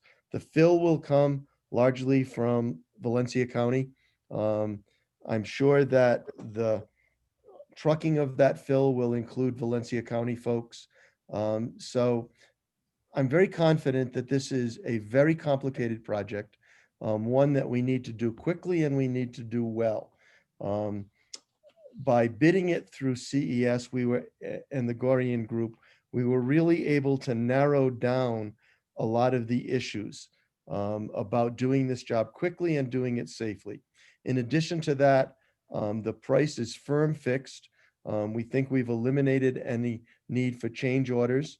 In the long run, and again, this is the estimate of the folks who designed this, that if we go back out to RFP, this will cost us an additional $20,000 to $30,000. This is an all-inclusive price. It's a company that can do the work, and they will use a lot of subcontractors from Valencia County, and a lot of the workers are from Valencia County. So I am recommending the approval of this. I've looked at it in every way that I can. And if you have questions about the process, Ray Vigil and Kevin DeGraw are on this call or on this Zoom, and would be more than happy to answer questions for you. Mr. Gibson, if I could just clarify, it's not a fact of it's nice that there's going to be locals. I mean, I don't know what locals are going to be included. You say, I'm sure we're going to use product from here in Valencia County. They got to, because it's a lot cheaper than to haul it from out of Albuquerque, right? I'm just saying, again, give these people an opportunity to bid. That's all I'm saying. I'm not saying that we're not, if our people don't bid it, then we gave them the opportunity. So to say that without knowing that you don't even have a contract in place, that they're going to use local people, and to me, I think you're right now, Mr. Gibson, you're sending a message to contractors that they're not qualified to do this job. And there are plenty of contractors within a 10-mile radius that are very qualified. I mean, there's one that's a neighbor to Mr. Frank Otero. They're all our. So the thing is that you say it's got to be quick, and I think I interpret that to be quick, start and finish it. Not that it has to be quick, that we have to do it right now. So I think I interpreted that correctly. So I think we have the time. I think that I disagree that it would cost $20,000 to $40,000. I mean, $10,000 or $20,000 to bid it, being as our engineers have the documents already. It's a process of advertising, like our policy says, in a local paper. So yeah. So enough said. I just wish that our district would start utilizing local companies. I have a comment, Mr. Smith. Mr. Vickers. I understand Mr. Otero's concerns there, and I would encourage any contractors that are down here. They need to get registered with CES, whatever the requirements are, so that in the future they will be included in other projects that we do if they're done through CES. And besides that, if they're registered with CES, then they're in the pool for projects all over the state too. So it seems to me that any businessmen in pretty much anything that the schools would use, it would be wise for them to be registered with CES, and it just opens up all kinds of new business for them. So that's probably where they should go. So if I could comment on that one too, because I just want to make sure that everybody's clear on what I'm thinking of. Even if we had a local contractor, if this Jeff Romero lived in Bosque Farms, if he was stationed here, I still would not want it to just go out to a CES contractor. I would like it to be the bid process as it states in the policy. And it also states in the policy that we can use cooperative services provided that there's a justification for it. At this point, I can't see the justification other than it's fast. I know that Claire mentioned in a finance meeting that she doesn't have the staff to do this. Well, we need to then help her get that staff to do what's got to be done to see how we can utilize. I think CES is a good benefit for school districts, but it's just a benefit for a rush job.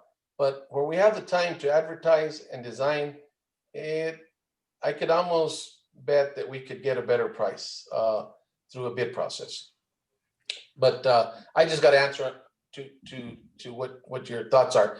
Local company being a CS contractor, I still would not say, let's give it to them. I still would not say that. I think the bid process is a good, fair process. I do want to point out one thing, Mr. Otero. We just finished an audit with REDW. One of their strong recommendations was that we piggyback off of CES contracts, state contracts, other local district contracts, that we do as much as we can to get the best value out of those contracts. I understand that and hope that doesn't keep on getting thrown at us over and over and over and over again. Yes, when it's a fast process, I agree. But this is a process that could take some time. The pool hasn't been occupied in 2 years. It's not an unsafe building at this point in time. Here again, local people need and deserve the right to bid this work. Mr. President. Mr. Frank Otero. I'm listening, and I've heard it before, and I agree. We're trying to do what we can to help locals. But there's some locals that just don't want to do the CES deal. The CES, we didn't allow that at the state, but that's what the schools are allowed to do. And you go out to the trade shows, and they've got a big old booth, and they're giving the presentation. So it's part of the whole system. I mean, I don't think it's anybody in particular, and it is an avenue to use. I mean, at the state, we used to use state contracts or federal contracts that we could piggyback, or other state agencies that we could piggyback and try to avoid the going out to bid, because that can open another can of worms. But I want to help locals also, but I think on this particular project, the scale is just we had the schools did anyway, not me, but the schools had a death there several years back because there was a hole in that area back there. And my concern is, that we get somebody in there that's not properly equipped, or has to lease equipment and are going to chug things out at 6 yards at a load. I mean, we need a real professional there. And so right now, I'm going to advocate. In fact, right now I'm going to make a motion that we approve this particular project, and I'm going to make a motion on item number 10E, the approval of construction contract CES to Stoven Construction for the Los Angeles High School swimming pool demolition number 2021-001 MR 31100 bond money. Thank you. A motion by Mr. Frank Otero to approve item number 10E, approval of the construction contract CES, care of Stoven Construction, Los Angeles High School swimming pool demolition out of 31100 bond money. I'll stand for a second. I'll second that motion. Do I need to repeat it? I have a motion by Mr. Frank Otero and a second by Mr. Stephen Otero, or excuse me, I have a motion by Mr. Frank Otero and a second by Mr. Dave Vickers for the approval of the construction contract CES care of Stoven Construction for the Las Unas High School swimming pool demolition, 31,100 bond money. And a second by Mr. Dave Vickers. Mr. Vickers, how do you vote? Yes. Mr. Frank Otero, how do you vote? Yes. Mr. Stephen Otero, how do you vote?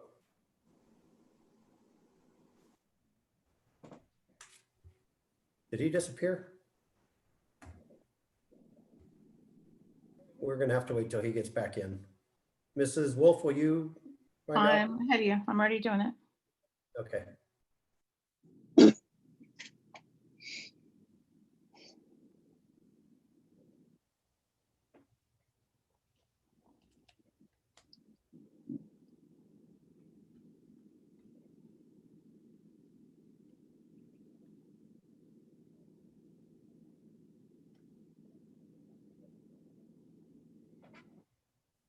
Mr. Smith, I'm not sure when Mr. Steve Otero left. We probably should go back before the motion and allow for more discussion if he so chooses. Yeah, I'm not sure where he left. He'll have to tell us.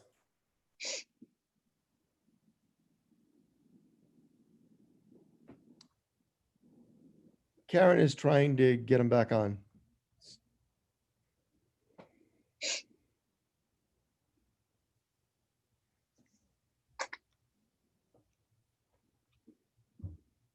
Mr. Smith, members of the board, Mr. Gibson. I just spoke to Mr. Stephen Otero. He lost it. His iPad started updating. So he's going to get back in on his phone. He said that he lost connectivity right after he had spoken. So he missed the piece that Mr. Frank Otero said and the motion and the second. So he said once he gets on, if you would just give him a quick overview, he'd be right back on. Okay. So he's going to be joining by his phone. Okay.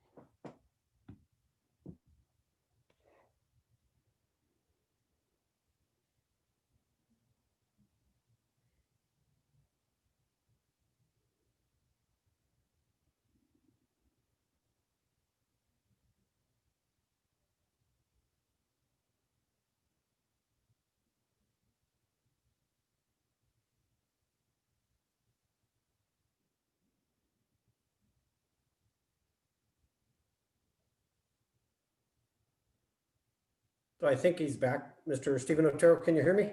I can, thank you. And I apologize, I don't know what's going on with this iPad, it just cut off. Okay, so I believe you did not hear any of Mr. Frank Otero's comments? No, I didn't. Okay, Mr. Frank Otero.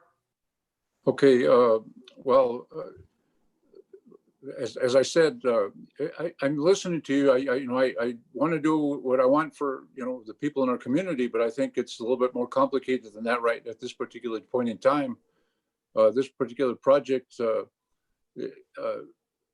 it's vital that we get somebody in there that has the adequate equipment that can handle the project.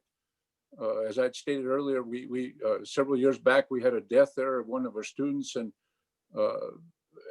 you might be more familiar with that particular accident than I am, but my concern is that we get the right people. Now as far as utilizing the contracts at hand, when I worked for the Department of Health, we piggybacked off of other state contracts or federal contracts, or we couldn't use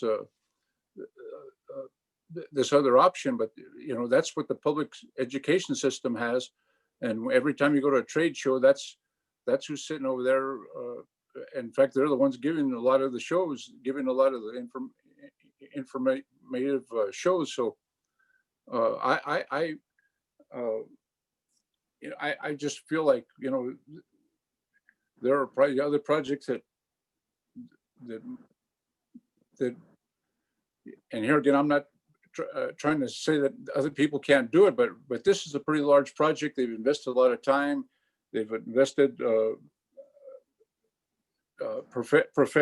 professions, and I'm just going to go ahead and make a motion, and I'll repeat that motion again. And I move that we approve item number 10E, the approval of construction contract CES care of Stoven Construction for the Los Lunas High School swimming pool demolition number 2021-001 MR 31100 bond money.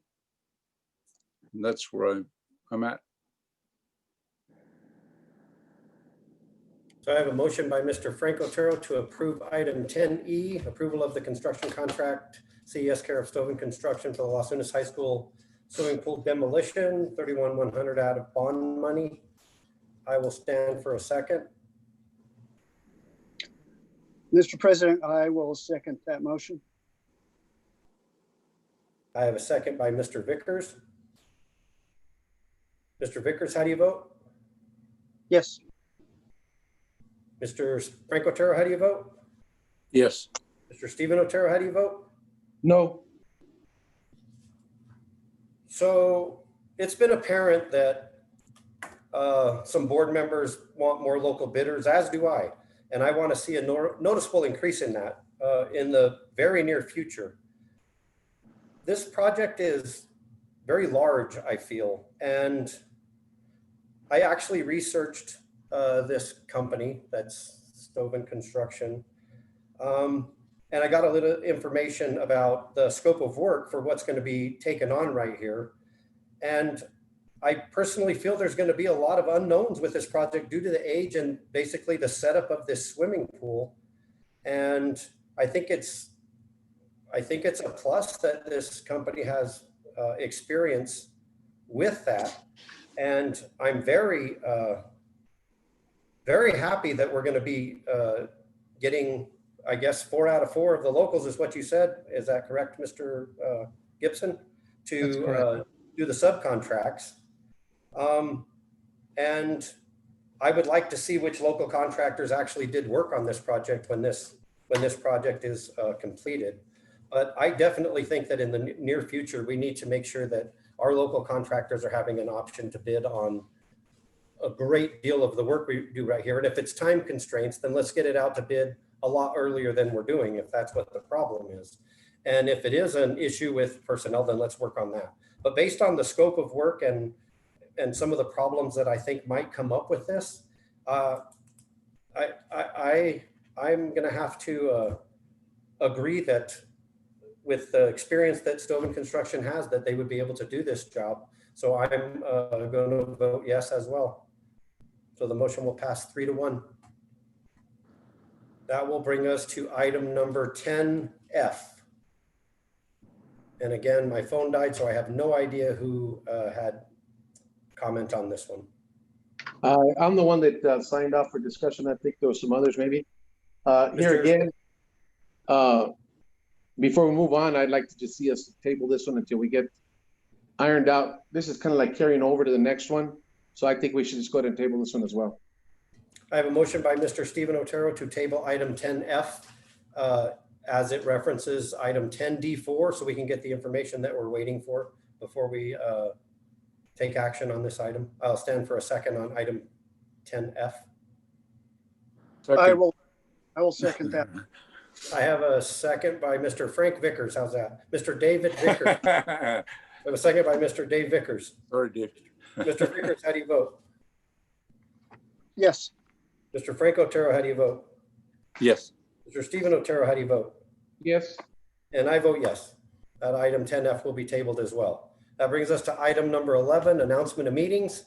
As allowed by the Open Meeting Act and District Open Meetings Resolution, on occasion, a quorum of board members attend the Same function, including those held at school sites at the district level, as well as sports functions, conferences, workshops, and trainings. Board members will refrain from discussing and/or acting on board issues in those settings. In addition, only official meetings are published, and if other meetings are scheduled, they will be announced in accordance with the Open Meetings Act. Ms. Wolf, I'm going to ask you to pay attention to me so I don't mess this up. I'd like to announce the following meetings. The location will be dependent on CDC mandates. If needed, the meetings will be held via Zoom. On October 13th, there is a board work session in the boardroom at 5 p.m. A quorum will be in attendance. Again, all of this is dependent on CDC mandates. October 14th, the New Mexico School Boards Association Region 4 fall meeting from 5 to 7 p.m.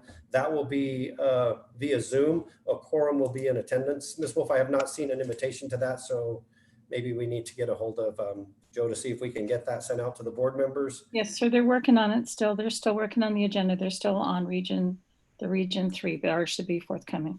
Perfect. Thank you. On October 20th, in the conference room, there'll be a finance committee meeting at 4 p.m. On October 21st, in the conference room, there will be an audit committee meeting at 9 a.m.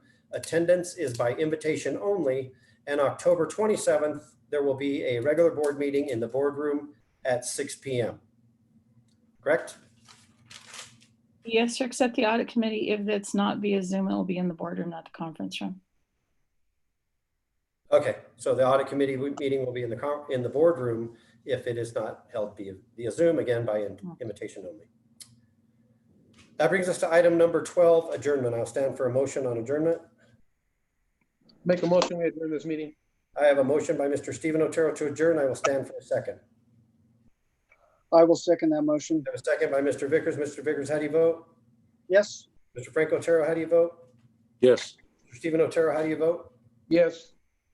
And I vote yes. And as always, thank you guys for attending. Technology, thank you guys. Thank everybody for all their hard work. Thank you. Thank you. Good night.